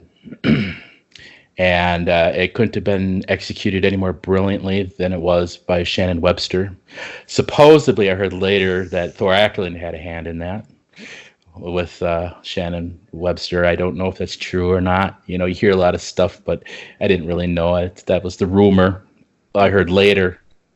But I had gone to Denver, and again, I was supposedly a contender, and I was not scoring 3 millions yet because it was, I was pre-Tampa, and but I was scoring, in the 2 million, mid 2 millions, and everything was doing well, and I thought really confident that whole thing. I got completely blindsided by Shannon Webster. He unloaded the new method on me in the top 2. Wow. Yep. That one really hurt. Now, did Terry Lee Turok in his commentary mention any of this when it was happening, or? I mean, you're concentrating on your own game. You're not watching the other screen. So, did it just kind of like, why is he in Rad Racer already? Did that? I distinctly heard him die, not once but twice, and I was feeling good about that. No. It's like, oh yes, he died. I don't think they had it done perfect yet. It sort of got perfected in the last few cities afterwards, but the general idea was there. He might have. You'd have to ask him. I'd like to know if Thor was involved with that one. It seems like I keep getting told these stories about Thor had his friends. They're just throwing at me to try to keep me from winning the cities, and that's the rivalry. I mean, but I've never ever seen anything personally. I never seen that. I think I spent most of my time concentrating on my game and doing my thing and not worrying about, well, you have to worry a little bit about what other people are doing and staying relevant and learning strategies. Right. But what happened was the Shannon Webster did not unload the new method until when it counted. And I think in the pods he could do it because people really weren't paying attention, and then the top 7, he was able to get away with it because, it wasn't as open, but in the top 2, it became very evident what he was doing, and it was a brutal kick in the pants for me. And that one really, really hurt. That was actually a level of, I feel really humiliated. I promised myself in this interview I wouldn't say that, but I felt pretty humiliated that I really got my ass kicked really bad by Shannon Webster on that. And I went back to Denver, back to the hotel, and just buried myself in the bed and bawled, because it was brilliantly executed. I look back on that and said, man, I would have done the same thing. Oh yeah, I would have done the same thing. But there was a level of stagnance in the NWC for a little while. We got the power crash, and that gave us plus 10 seconds in a game that otherwise you can only lose time in. Right. And the new method gave us a full minute, 1 second more, and I get into Tetris with like 301 almost. I think in my prime I was probably able to maybe hit maybe about 302, somewhere in between. It wasn't quite 2, but you get the 301. I think is you get into Tetris with that amount of time left, and I still do that pretty consistently now, but. But that was a total kick in the pants because in Denver, I was led to believe that I was on top of the world and I was going to do well. None of the staff knew anything about it. Everybody was like, you're going to take this city, Rich. We know you're going to take it. You're looking good. You're scoring high. It looked like no one was going to stop me in Denver. And then Shannon Webster pulled that out and just absolutely demolished me. So had you won in Denver, would you have stopped and wait till the finals? Was Florida kind of like, I've got this shit, I'm gonna do it now? What was? Well, that's just it. Denver was supposed to be my last city, so when I lost that, and I was pretty much told that I spent all my friends' money, my money, what little money I made, and everybody that believed in me, pitched in because I came from a very low class background. Which is partly how I got into video games in the first place. But yeah, it's I didn't have a lot of money, but my aunt was raising me at the time, and she was a good solid middle class, and we're able to do a little bit. So those stories about us being mega wealthy and dropping tons of cash to get to these things isn't necessarily accurate by any means. I was poor as dirt, really. I had an abusive father. He was an alcoholic, still is. He's on his deathbed right now. And it's just one of those things, I had to get away from an abusive parent. I wrapped myself immerse myself in video games. I'd go down to the local the local deli. It was a deli where they served burgers and stuff, and they often had arcade games there. And I broke records in Mappy, and Super Mario Brothers was there versus Super Mario Brothers over the years. I remember distinctly trying to get a hold of Guinness Book of World Records quite a few times in the mid to late 80s, saying, yeah, I broke these records, and being in the Midwest, not being on the West Coast, they ain't going to come all the way over for some little kid in a deli in the middle of nowhere. No. Right. But I broke those records, and I broke them handedly. And that's how I got involved in games. And, like coming from,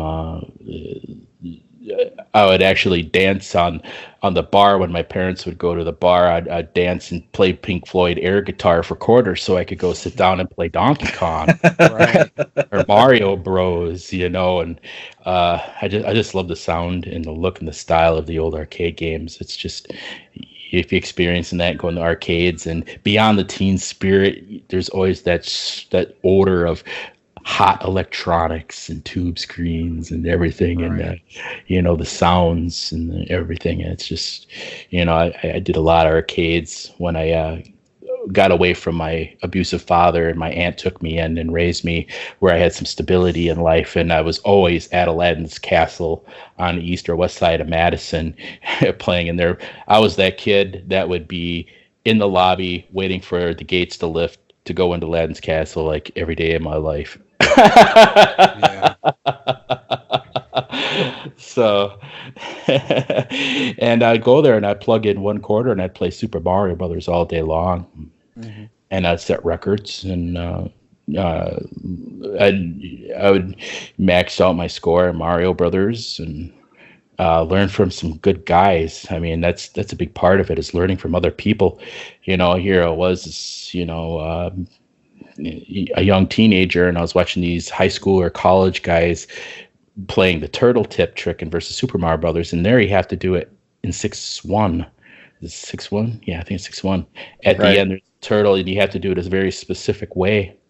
And I watched them do that, and I was able to execute it myself. And they're like, "Shh, don't tell anybody."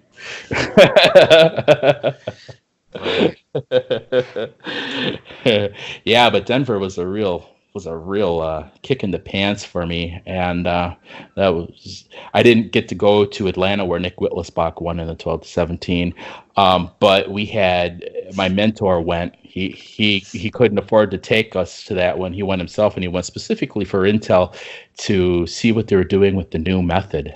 Yeah. And that's what I did there.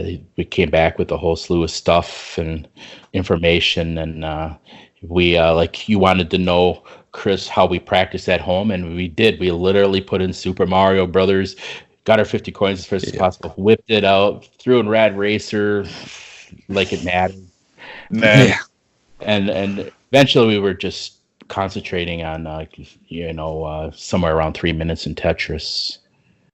Somewhere around 3 minutes in Tetris, with a little less than that. I always took less time off of it. So I would, if I had more abundance in time, then I'd be better off later on, versus relying on, doing anything more 3 minutes, Yeah. So I think it was I was giving myself about 250 to play on a timer on that, and concentrating on maintaining my stack. I'm one of those players that like to, I play somewhat symmetrical if I can, and I like to play somewhat flat, not too flat, but as level as possible, where like the L piece, you could set it down on the 2, but you rather have it on the 3. Yes, it's more flat stage. Yeah, and are you a center well guy, right well, what? I do not believe in the term dirty Tetris. Okay. You can't for NWC. Right.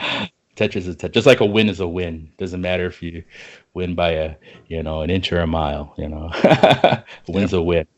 And if you can manage your screen and get it done, it's more power to you. Yeah. Preferably as efficiently and quickly as possible. I used to drill myself on Tetris. If I had to block the channel, I either had to clear it right away or I had to do what I called solutions. It's something that I borrowed from the Hunt for Red October. And I guess that it also applies to chess as well, where I try to resolve it in 2 or less pieces if I have to cover the channel. 2 or less, 3 is acceptable, but you really don't want to get in a position where you're spending a lot of time trying to reopen that channel. So I used to really just drill myself on my mastery of the channel, burning. And one of the things for the Classic Tetris World Championships is, okay, you can burn. You're on 18, you got to be a master of that channel. But at the same time, you don't want to overburn. There's sometimes you get in a situation where you should probably have taken that single with the L piece versus flipping it and getting the triple, Right. Well, in CTWC, time's not a factor. It's the line limit's the factor. So in NWC, you got to get rid of that crap with the quickness, or you're losing all your points right then and there. Yep. But it is like I asked Jonas to play NWC one time. He's like, I tried that with Trey once, and I don't know. It's the same game, but it's completely different. And the 7-time world champ is hesitant to even try it. So there you go. It is Tetris in the NWC is a different beast. Mm-hmm. Really, the thing with that is. You don't want to get anything other than Tetrises in the NWC cart. Anything else can detract from your final score. That happened to me in Hollywood. I'll get to that. But you don't want to burn lines. You want to hit Tetrises all the way through. And would you build your stack completely to the top? What was your strat? For exhibition and when I'm going for a world record or something of that nature, my patterns are memorized. I memorized everything. And back in the day, I actually had patterns memorized for a lot of the core scores in Mario, and I had my preferences. For points on that. But I memorized a lot of that. My memorization is not literal. It is based on the topography of the stack and how I play naturally. I rely on that. So I don't necessarily memorize it per se, like perfectly, but I see the landscape and I see what I need to do and where the pieces drop. If it's natural, sometimes I have to make adjustments and do things, necessary, to keep balance in the stack. But I was playing more like that in Hollywood. So when the lines were coming, basically. Yeah, when the dry spells are, when the lines are. Depending on the pattern, 10-3 has the potential to be extremely explosive, but and this is one of the things that I'm going to be discussing I'm making a video with Andrew. I can't remember his last name. Did I write it down here?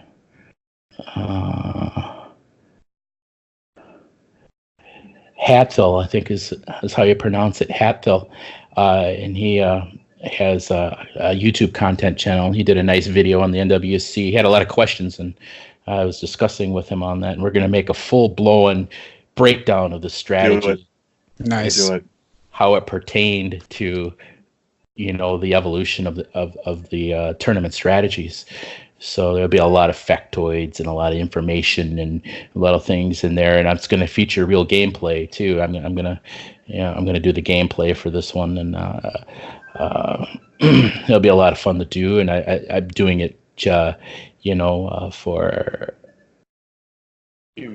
so people can see a lot more about how involved it was in the tournament. I think the Nintendo World Championships Triathlon game pack was like the perfect tournament pack.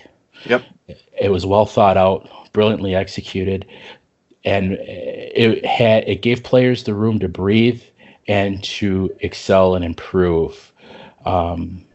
That is everything that a good competition pack has. And it tests a lot of different things. A lot of people are down on the Rad Racer thing, but really it's a lesson in time management. Mm-hmm. You can go around that track if you get the right track. You can go all the way through it without dropping speed. Once you hit top speed, you can go all the way around it, no problem. You don't clip the edges. Sometimes I do, but it's irrelevant really as far as time goes. But it's really a lesson in time management, and Tetris is sort of the culmination of time management along with efficiency and speed, getting all those concepts down, and getting into that rhythm and just dropping pieces, logically as fast as possible, and busting those Tetrises as fast as you can, and that's really great thing. Mario was the one where a lot of people, you're testing your play control. I don't know about you guys, but I've always loved Super Mario Brothers play control. I thought it was brilliant. Yep. I thought it was really fluid, and I was able to do incredible things with Little Mario, Big Mario in that game back in the day. Jumping off walls and walking through walls, and coming from like Atari games like Pitfall, where you just jump in one direction, that was it. Yes. It was a revelation. It was a serious revolution in that game, and it's underappreciated now how different that was. Yes. From a programming standpoint, I still wonder how they did that whole movement fluidly, with that so well. It's I've always been trying to, if you clipping bricks, the whole interaction with tiles and collision, and some of the things that if you watch it, the real subtleness of it, especially in the movement, it's still brilliant to me. It's that was like the game. Like I said, I was busting records at Mappy and playing Super Mario Brothers in the arcade, and or things like that. And actually, I think Super Mario came a little later, but other video games and pinball. I love pinball, and this little kid named Jake Winch came into the deli, and he pulled up a chair and stood on it, and he was watching me play Mappy. And that's how we became friends. And his dad was wondering where he was, and he came in, and he was a little concerned that he was hanging with an older kid. And he found out that, it was really just a gamer. And we were sharing in video games, and his father seen that as a way to continue to connect with his son, and that was how our friendship built. And of course, Jason and I were friends since kindergarten. So, my best friend, my lifetime best friend, we went to the championships together. Kind of reminds me of Jim of Hendrix, Zach Hendrix, with his friend. Yeah, Jim Hendrix. little different character there. Yeah. So that's to me the greatest gift. Playing games isn't playing the game itself, but enjoying those games with others. I love that. I made a lot of friends with the NWC doing just that, and I think that's one of the reasons why I was generally pretty well liked by a lot of people. I just enjoyed sharing with people. I was one of those guys that didn't mind sharing tips and tactics and sharing how I was doing things. In fact, I loved it. Like Robin Maharo was saying he really enjoyed having the audience behind him in the arcades and stuff, and so did I. I was really accustomed to that. I mean, the NWC stage was a lot more hyped. It was a little different environment that took some time to get used to. But yeah, I used to have crowds of people around me watching me play versus Super Mario Brothers. Even later on, there's always this marriage between NWC finalists and Street Fighter 2. Yep. That game was huge. I love that game. I still play it. Not as good as I used to be, but I hadn't played it for a while. But recently I've been picking it up and playing again. I was good with every character. Every character I was really good at. I didn't play so much of the Champion Edition. It was the Turbo. Everybody. Yep. This is America where everybody played Hyper Fighting. Yeah, Hyper Fighting. Yep. If it wasn't the original, it was the Hyper Fighting. And I'd go and see, I always liked the Super Mario Brothers versus Super Mario Brothers. I loved those joysticks, those original Nintendo joysticks. I don't know what they call them, but I know when I see it, you could always pick them up a little bit and go smack, smack, smack, smack. You know, they're kind of knuckle busters too. Very short sticks, yeah. Yeah. Yep. I loved those, and Street Fighter had a little bit different joystick. The bat top. I was really happy with that. Sometimes you play on those crappy machines where they switch out the joysticks with these great big clunky things, and I wouldn't even play the game then. It had to have a pretty legit joystick, otherwise I wouldn't play Street Fighter 2 at all.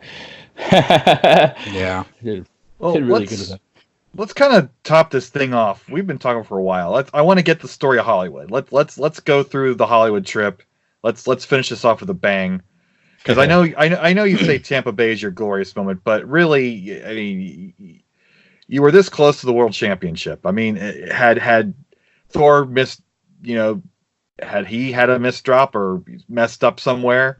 I mean, we had Mike Iarossi talking about how in his semifinal run he hit both turtles and had to go to World 1-2, and that totally screwed up his game and he choked. It could have happened to any of you players. Yeah. So it was that's how close it was for you to you winning the whole thing. Yeah. And you made quite a career out of your second place finish. So let's kind of go through the whole finals trip, like the trip out there, who you went with. Right. What you and your friends do. Let's just do the whole thing. I was on one of the last planes, if not the last plane, to come into Hollywood, and I remembered very distinctly. I think it was Jeff Oko was on it, and I think Tim Drews, Jason Haig, and I, and Jake, and so we all had the plane in, and it was hitting dusk when we were flying into Hollywood. It was really kind of pretty, and Denver was really pretty flying into when the sun was going down, but we got there. Nintendo had a really tight itinerary for us contestants. They really want us to bing, bang, boom. They're knocking it right out. Yeah. They were really big on the time about it, and we had to eat at Fun Lums, the restaurant of the stars. They gave us they gave us $20 certificate, and we had to use it that night, otherwise we couldn't use it at all. And we all had jet lag. None of us really wanted to eat. We were more concerned about the tournament. And we got in there, and this guy, if you ever seen the old TV show Fantasy Island, had this guy that was like tattoo, and his platter was like 3 times his size. And he came up to us, and he was lecturing us, and he's like, "Okay, you got $20 certificate. Anything under?" It's like, "We keep. Anything over, you pay." It was so cliche. So we we put all of our tickets together, and we didn't hardly eat a thing. We just couldn't do it, and of course Nintendo with the itinerary getting us all locked and loaded and set in for everything like that. But that's one of the most distinct things I remember about the getting towards the tournament part of it, besides wanting to go to the Star Trek amphitheater and participate in the Star Trek bridge command, where you get to wear the uniforms and sit on the bridge on the actual chair, and film it for you and everything. And I just sat back and I was like, that was like the thing I wanted to do besides the championship. And they held it in the Star Trek amphitheater, which is now Shrek 4D, I think. Yeah. And but getting into the nitty gritty, my relationship with Nick Whittlesbach really kind of grew out of the practice sessions in Hollywood. We had about 90-minute practice sessions for each age group. And so 30 of us at a time went for about 90. It is. I think it equated to like 14 practice rounds. Wow. Yeah, and so if you made a mistake, could you reset on your own, or was it they controlled the stations? They controlled the stations. Everybody started and they did it, like 14 or 15 times all the way through. I remember it was like Long Ku and probably Chris Tang and Rob Mahara were more further down from Nick and us, so they're a little out of scope for us. I didn't really know those guys, very well, if at all. And but Nick Whitlock was right in the station next to me because he won Atlanta. And he was not having the best day. He was having a very off day, and he was really getting upset. And with Tetris, if you get frustrated, yeah. He went on tilt, and it wasn't very good. His mom came up to him, and he's like, cursing and going on, and and I felt really guilty in a way because I hit that bar I was telling you about, and I was scoring 3 million pretty consistently out of there was only 2 times in that practice round out of the practice rounds that I didn't score over 3 million. Nice. Yeah, it's my game hit at just the right time there. That's not really well known. People just don't know about that. And it was sort of overshadowed because, for what I remember, Thor Aackerlund actually scored another 4 million. And the press, the press, and he did it the one time in the practice rounds, from what I remember. And the press was really heavy on that.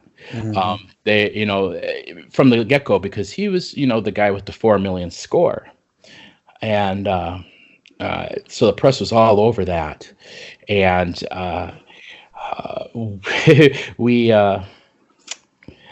we're doing those practice rounds. I scored consistently. I did well. Nick was having a really off day. He was cursing and getting really upset and frustrated. And I was trying not to let it get on my game because I was having the best damn games. I remember having to concentrate on that. And in between rounds, I would talk to him, and I would, I just, say, hey, we can do it. And I didn't get too, into it. I just I know what it's like, man. I was relating. Right. His mom came up to him, and she's like, Nicky, you gotta calm down. It's just a game. And Nick's like, it's not a game. No. That's the worst thing to say. Wrong advice, Mom. Pissed off about the game. And I became like instant friends with Nick Whitlock, man. That guy is just great. I miss him. I've been trying to get a hold of him for a while now, and we just kind of lost touch. And I have really good fond memories with Nick Whitlock, and he knows a lot of stuff too. And I hope you guys can get a hold of him and get him on the show as well, because he's really terrific. And but yeah, the only two apparently. This is the thing about the practice rounds. I was scoring 3 million consistently.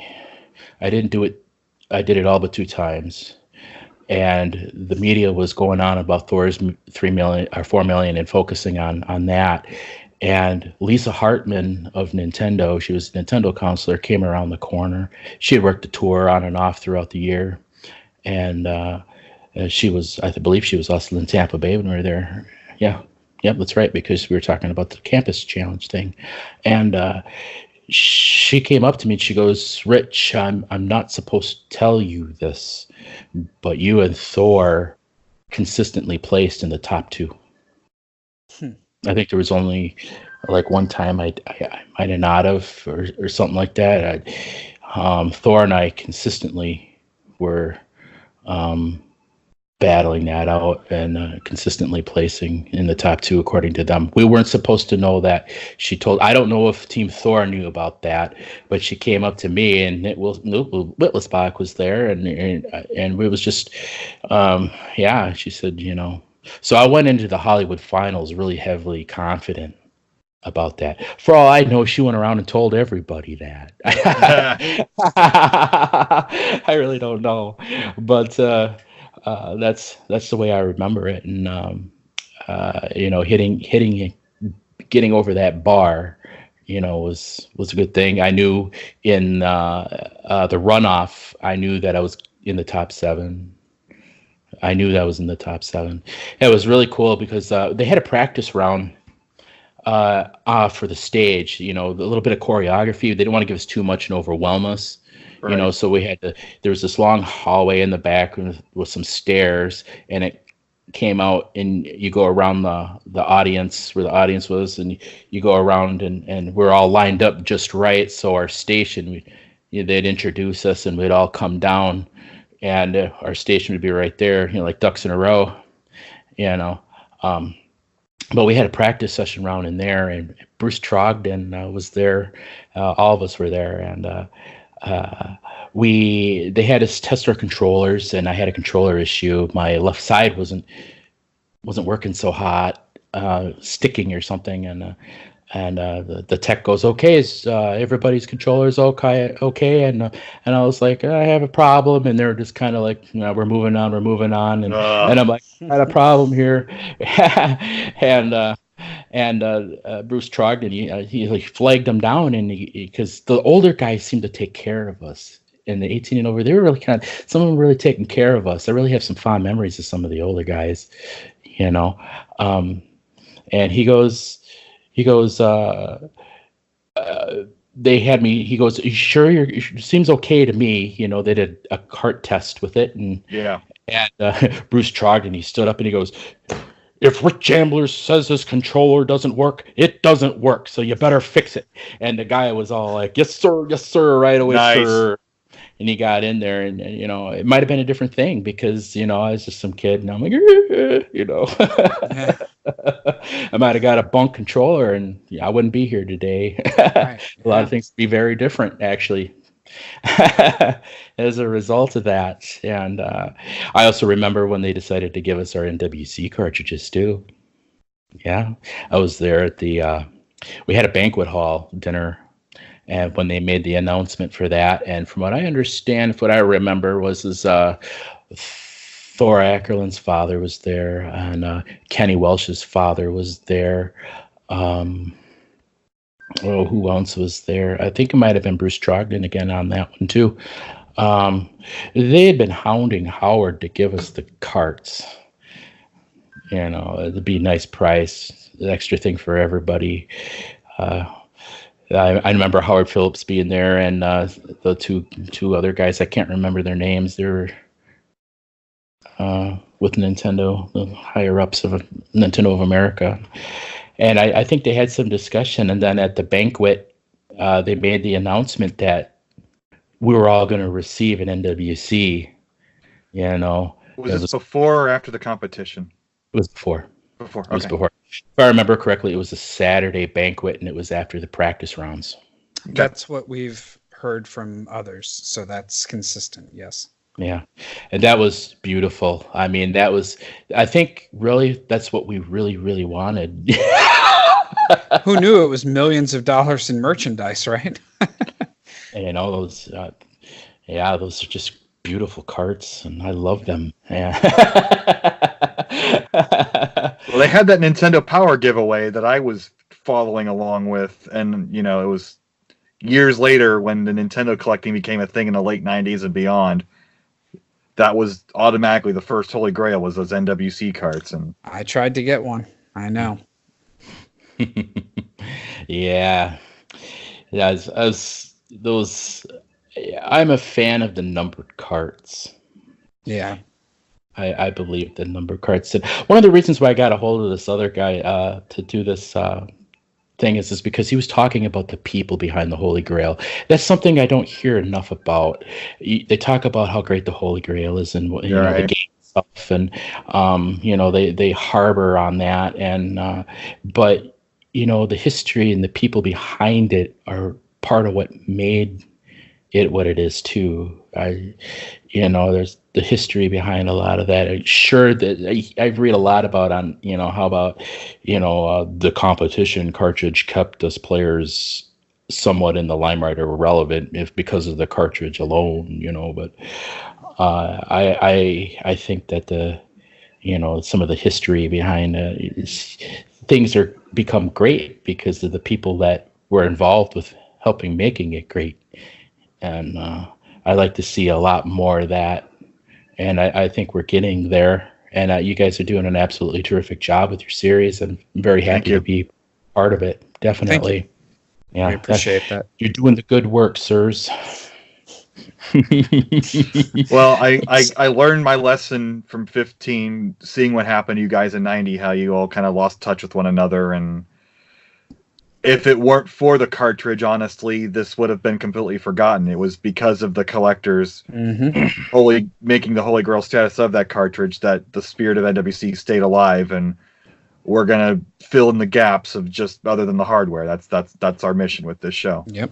For me, I had the benefit of working post NWC. I mean, like I shared earlier about some of the things that I did, and being involved and getting involved with professionally filling out evaluations. They had their own systems a lot of the time, and I just simply had to write a summary. It wasn't really laborious work, or anything like that. But, you're essentially getting paid for your opinion. You give them a good, solid, honest evaluation, and that's the best you can do. A lot of times they're just distributing it. They didn't make it. Right. They wanted to know if the carts are worth purchasing. Is it a good game? What's your impression on a lot of these things? And that's where I was really fortunate to elevate myself. I'm not the Nintendo World Champion, but sometimes I feel like I've done enough for myself to elevate myself, and this is where we start getting into like esporting and stuff. Being this gamer, that isn't necessarily winning competitions. I mean, that stuff's important, and I would like to see a lot bigger prize payouts. I'd like to see esports become something on the lines of major spectator sports now, and gamers getting paid the big bucks to do those things. I have endorsements, and I have a way of that I like to do them, and it isn't any different than how the pro sportsmen are doing them in athletics and stuff. And I think there's an evolution that is going to happen at some point sooner than later, where we're going to start seeing a lot of that, especially if esports is one of those things where you got 8 million viewers watching something like Overwatch or League of Legends, their finals had 150 million viewers. Wow. That's more than the Super Bowl. Yeah. So, it's absolutely, we're there. We're at the precipice of this overcoming sports. It will happen. It's just a matter of time at this point. I have mixed feelings about the networks being involved. I think with anything like, if there's things you don't like to see in athletic sports, I think with any esporting kind of thing or sports, this marriage, I think in some respects, maybe even wrestling, we could look to the marriage of wrestling in the Nintendo or in the video game world, and we could probably go that route too, have really great gamers that, have, distinct characters, personas and stuff, even, and have the face-offs. And that's the stuff where you start getting in the nitty-gritty of, the entertainment aspect of it. And you get a lot of that in the fighting game community. So like Street Fighter 5, Street Fighter 4. Oh yeah. So I was a big SF4 player, and 3 for me. 3 for you. Okay. All right. We'll have to play sometime, by the way. Yeah.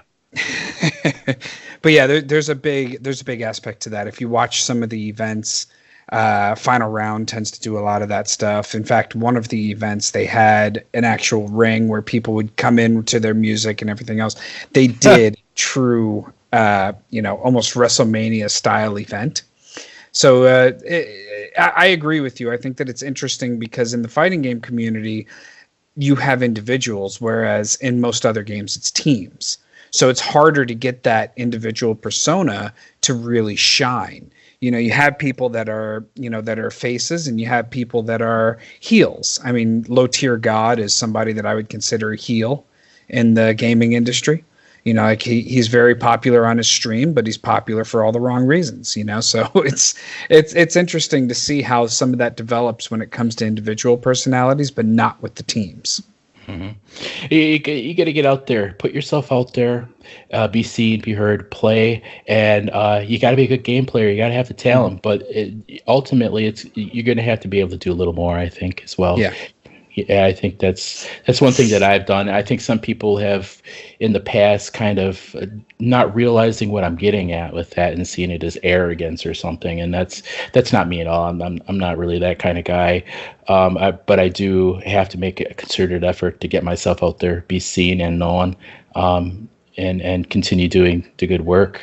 It's good to be back and good to be. I really love this retro community. What's old is new again, and the people know how to have so much fun, right? And do all these incredible things. I really want to get to Mecca, Portland. I think that would just be a really big highlight for me. Well, I'll see you there one of these years. Yeah, I will see you there. MGC is on its way up, though. I really think that show is rivaling the size now of Portland, but it's definitely growing because Portland used to be in a garage in a parking garage at a hotel, and MGC used to be just taking over a hotel, and they're both definitely growing, and hopefully the competition part will grow instead of just the buying and selling of stuff. So it's still very much the pinball classic in some ways, and to be honest with you, I was a little disappointed. They really hyped the Tetris tournament there, but it was just 3 stations. The highest score was like 500,000, and I killed it, but I didn't even bother to. It just really wasn't a tournament, and Dan Lucen's a really nice guy. He's been really good to work with. He helped me get there, to the MGC, but I really, something I was talking with Frank Westfall about was this: we need to see the Classic Tetris World Championship, a qualifier there. It has to be there. There's room for it. There is, especially since they expanded this year for MGC too, didn't they? Didn't they expand? They used to have a rule with competitive games. They couldn't do payouts, but apparently that got lifted because there was like a King of Fighters tournament where they were sending somebody to Europe and something else. So there's now definitely room for MGC to get there, and we'll discuss that with the proper people. The other aspect of that too is you got Wisconsin has a law. It's just anti-gambling law. Right. They're really iffy on. I see big corporations giving out quote gambling prizes and raffles and stuff all the time. I honestly don't see that would be an issue, but I'm not an attorney, and I'm not the one that has all the liability on there. But I'd really like to see the Midwest Gaming Classic get a satellite or something there. It would be really good there. Well, yeah, and just up the road in Madison, they had the Madison Tech Mobile tournament every year for almost 10, 15 years. So that was same state, just different counties, sheriffs determining the law their own way. Missed it by a month. I read about it afterwards. Yep. That was kind of disappointing with that. In Hollywood, the understanding your pattern in Super Mario Brothers is if you're playing Mario consistently, you get the same pattern. That's something that I was doing really well, really heavily in the tournament, and it carried me through the practice rounds, and I had been developing a pattern and doing that consistently, and it just was helping me with my 3 million. But I got a double when I went up against Thor. If you watch the video, I took a double seemingly out of nowhere. It didn't make any sense, and it was because it wasn't supposed to go where it did, and from that point on, it screwed up my pattern. Yeah, and from there on, I was basically winging it, and I was behind Thor on that final to by a little bit. That double screwed things up. It took me a little longer to get my Tetris, so I had to kind of play catch up from that point. I didn't mind that he was just a tad bit, just a little bit ahead of me in the Super Mario, and that because we all had our different Mario style. Nowadays I play optimal. I played probably a little safe on that one. Back then, just as long as I was doing it over and over consistently the same way. Right. And So that's what I remember distinctly. I remember being up on stage there and everything was in slow motion. It's you're trying to get into that rhythm. You're not trying to tense up, and when I got called onto that top two, it was like a weight had lifted, and I'm thinking, oh my God,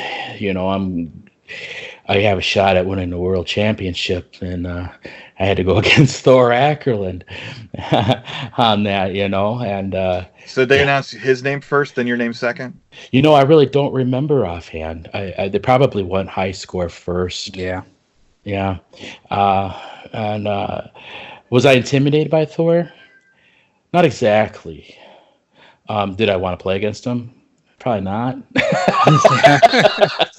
Oh man, let him get knocked out early, please. So I pulled Thor Aackerlund towards the end. If you listen to the thing, Terry says Rich Ambler pulling Thor Aackerlund now, so I had caught up, and at the end I was winning, and then if you watch the video, you see the pieces. He was just throwing them down those last couple seconds. He was just dropping them, and he got that last straight piece, and that's how we got Hattress. Pulling out his hat. Another thing is, when they announced the final two, did you immediately play, or did you have to wait for a different round of 7? They did them. They did all of ours. They saved the 12 to 17 last because the 12 to 17 was the most competitive. It boasted the highest scores of the tournament. I think they did the 11 and under first, and then the 18 and over, and then the final part was the 12 to 17. Now, was that everything? Was that the round of 30, round of 7, round of 2, or was this just the round of 7s and 2s? They had all 30 go off, and then they reduced it down to 7. They called them runoffs, right? And then the final 2, and they finished it all up like that, and then they went on to the next age category. Did the same thing and followed suit all the way through. I remember waiting for all 30 of us in the 12 to 17 to go out because they were announcing us and everything, and that's in the video where you see us running down the line, running to our stations or whatever. And I remember there was something going on in the back, and I didn't know what it was until I listened to Rob Whiteman. Yep. Yeah, about how they had to redo some of the games. So we had a little extraordinary weight in the back, and I remember them putting on Queen's "We Will Rock You," and all of us were in line there. We're stomping our feet and clapping our hands, dude. Nice. It was surreal. It was larger than life, man. And it was the time killer while they got technical difficulties taken care of. I didn't hear anything about that. So when I hear his story, and I was like, wow, really? And then the pool incident, I wonder who that was that came up to him and told him he was a cheater. Wow. Yeah. So hearing those stories from a different perspective, it's always great. There was 90 of you there. There's 90 different stories. Yeah, I know. You guys got a long ways to go. Yeah, you're not kidding.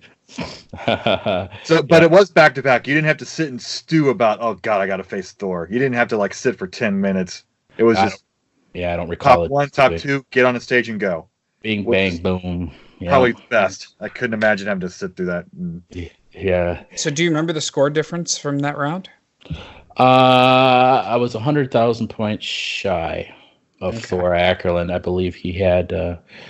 I was either 2.7 or 2.8, but Thor was like 100,000 points ahead. Yeah. On it, yeah, something like that. It's like I almost had him, and then he pulled that last Tetris out of his hat, and then that was so close. And I to this day when I watch that, sometimes it's a bit of a nail biter because I'm just like, maybe this time you'll turn it out differently. Yeah, maybe this time it'll turn out differently. Somebody at MGC asked me if I ever watched that a lot, and I was like, every day. Right. No, but it's good to see it on there, and I always thought it was cool how when they show the promotion video on whoever's hosting it on their YouTube channel, I'm always the preview clip. It's always my face on that. Nice. Yeah, So I'd love that, being a part of what's now considered, esporting history. It's not something I ever really considered or thought about at the time of doing it. It's a real great privilege and an honor to be a part of it. And I've been so blessed to have a lot of people, accept me and believe in me and my talent and my skills, because quite frankly, I'm not really good at anything else. Gamers seldom are. I played bass for a little while. I'm pretty good at bass. I play a lot of Nintendo songs, Yeah. But yeah, it's. I never thought that this event would go on to be nothing short of legendary. Being a big part of that has just been a real privilege to be a part of, and I love sharing my stories. I know you guys had me a long time. I have a lot of stories, so if you guys ever want to have me again, you can always do a part 2. We could always do a part 2. Yeah, sure, I'm up for it. You're still in contact with your friends, right? Not so much Jason or Jake. I can tell you off camera a little bit about that. Okay, well, no biggie. But I think that Dorion's going to have an eventual team show at some point of discussing with other people. So when we sit down, we also had a get together at Retro City Fest that I screwed up with the recording, but having two people talk to each other, then they remind each other of stories. Those moments are great. So it having the solo stories is one thing, but also having the back and forth would be another whole level for this show. So we got all kinds of directions we can go in. Yeah, we're hoping to eventually get all 6 of the Jersey boys onto one of these podcasts, just all at the same time in chaos. I'm sorry to not being able to attend Pomona. I really wanted to go, and I was contacted by your people there. Me, hi, that was me. Yep. There was a guy that has that video game museum there. He's on Nintendo Age. He contacted me based on a comment I made about some NWC memorabilia, and he was talking to me, and he put me in touch with all that, and got to talk to you. I would have really liked to have been there, but if you guys will have me in the future, I'd love to attend. I very much would love to. Yeah, I'm sure, so the person who runs the Retro City Fest is Steve. And Steve is a great guy. He's looking to really do interesting things, and I think that he's going to continue to do that. And if that's the case, then of course I'm pretty sure that you're going to be on the short list. So, because I think it was timing that kind of messed everything up, wasn't it? Yeah. And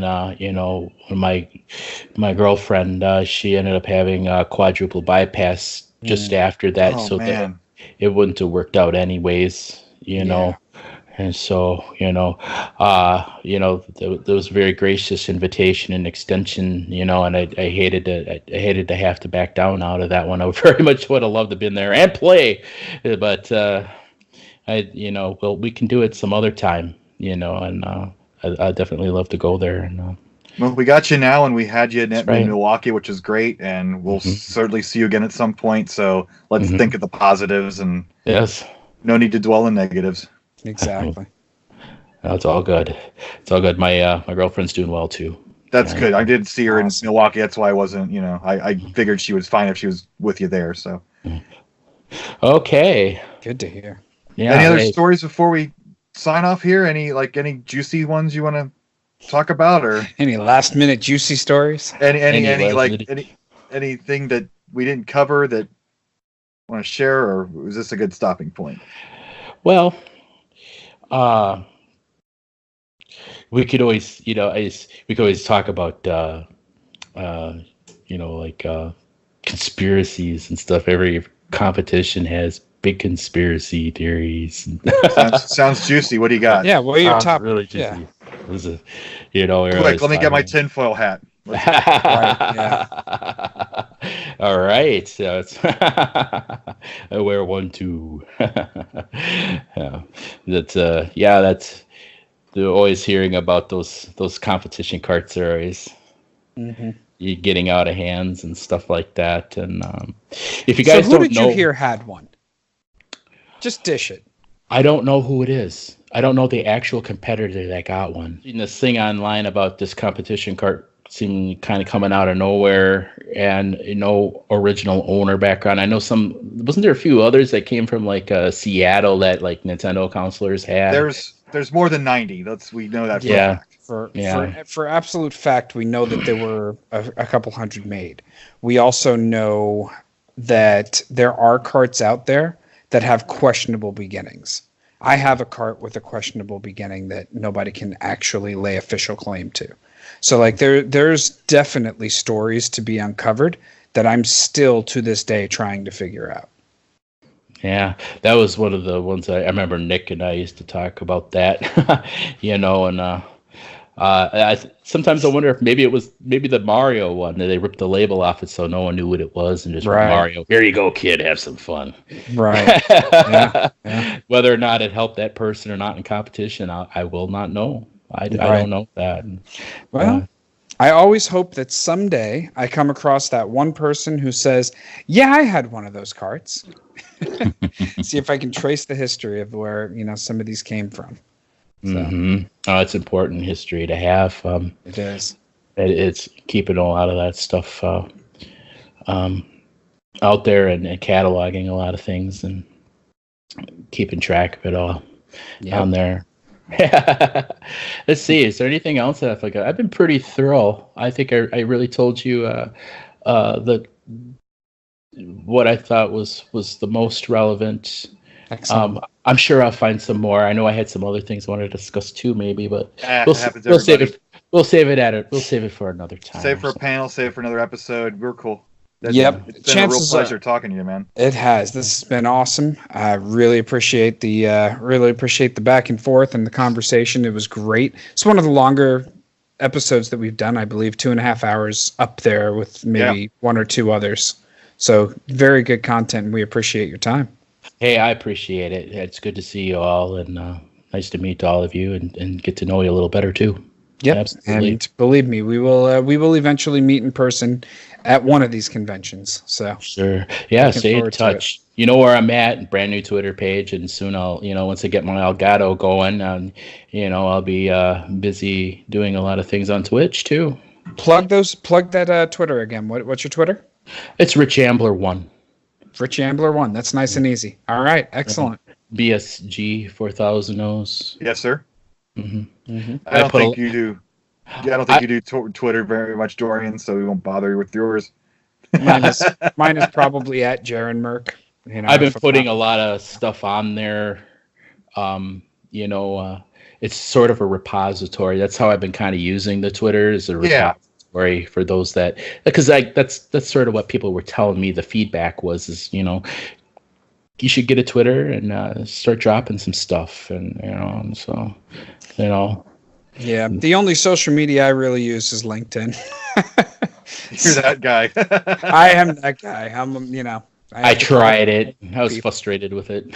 Yeah. It's a work tool for me, networking tool. So the long-term plans for the podcast is I want to get a actual website so we can have a depository of the pictures and videos and that sort of thing, and then also get our own Twitter account. But I work 2 jobs and I'm, slacking on some things. I had a convention last weekend where I ran an NWC 15 tournament. So I'm getting my stuff done, but slowly but surely. But the main thing is getting these stories out there. And if they're on YouTube and I don't get anything else done, at least I've got the stories out there. So this remix too, isn't it?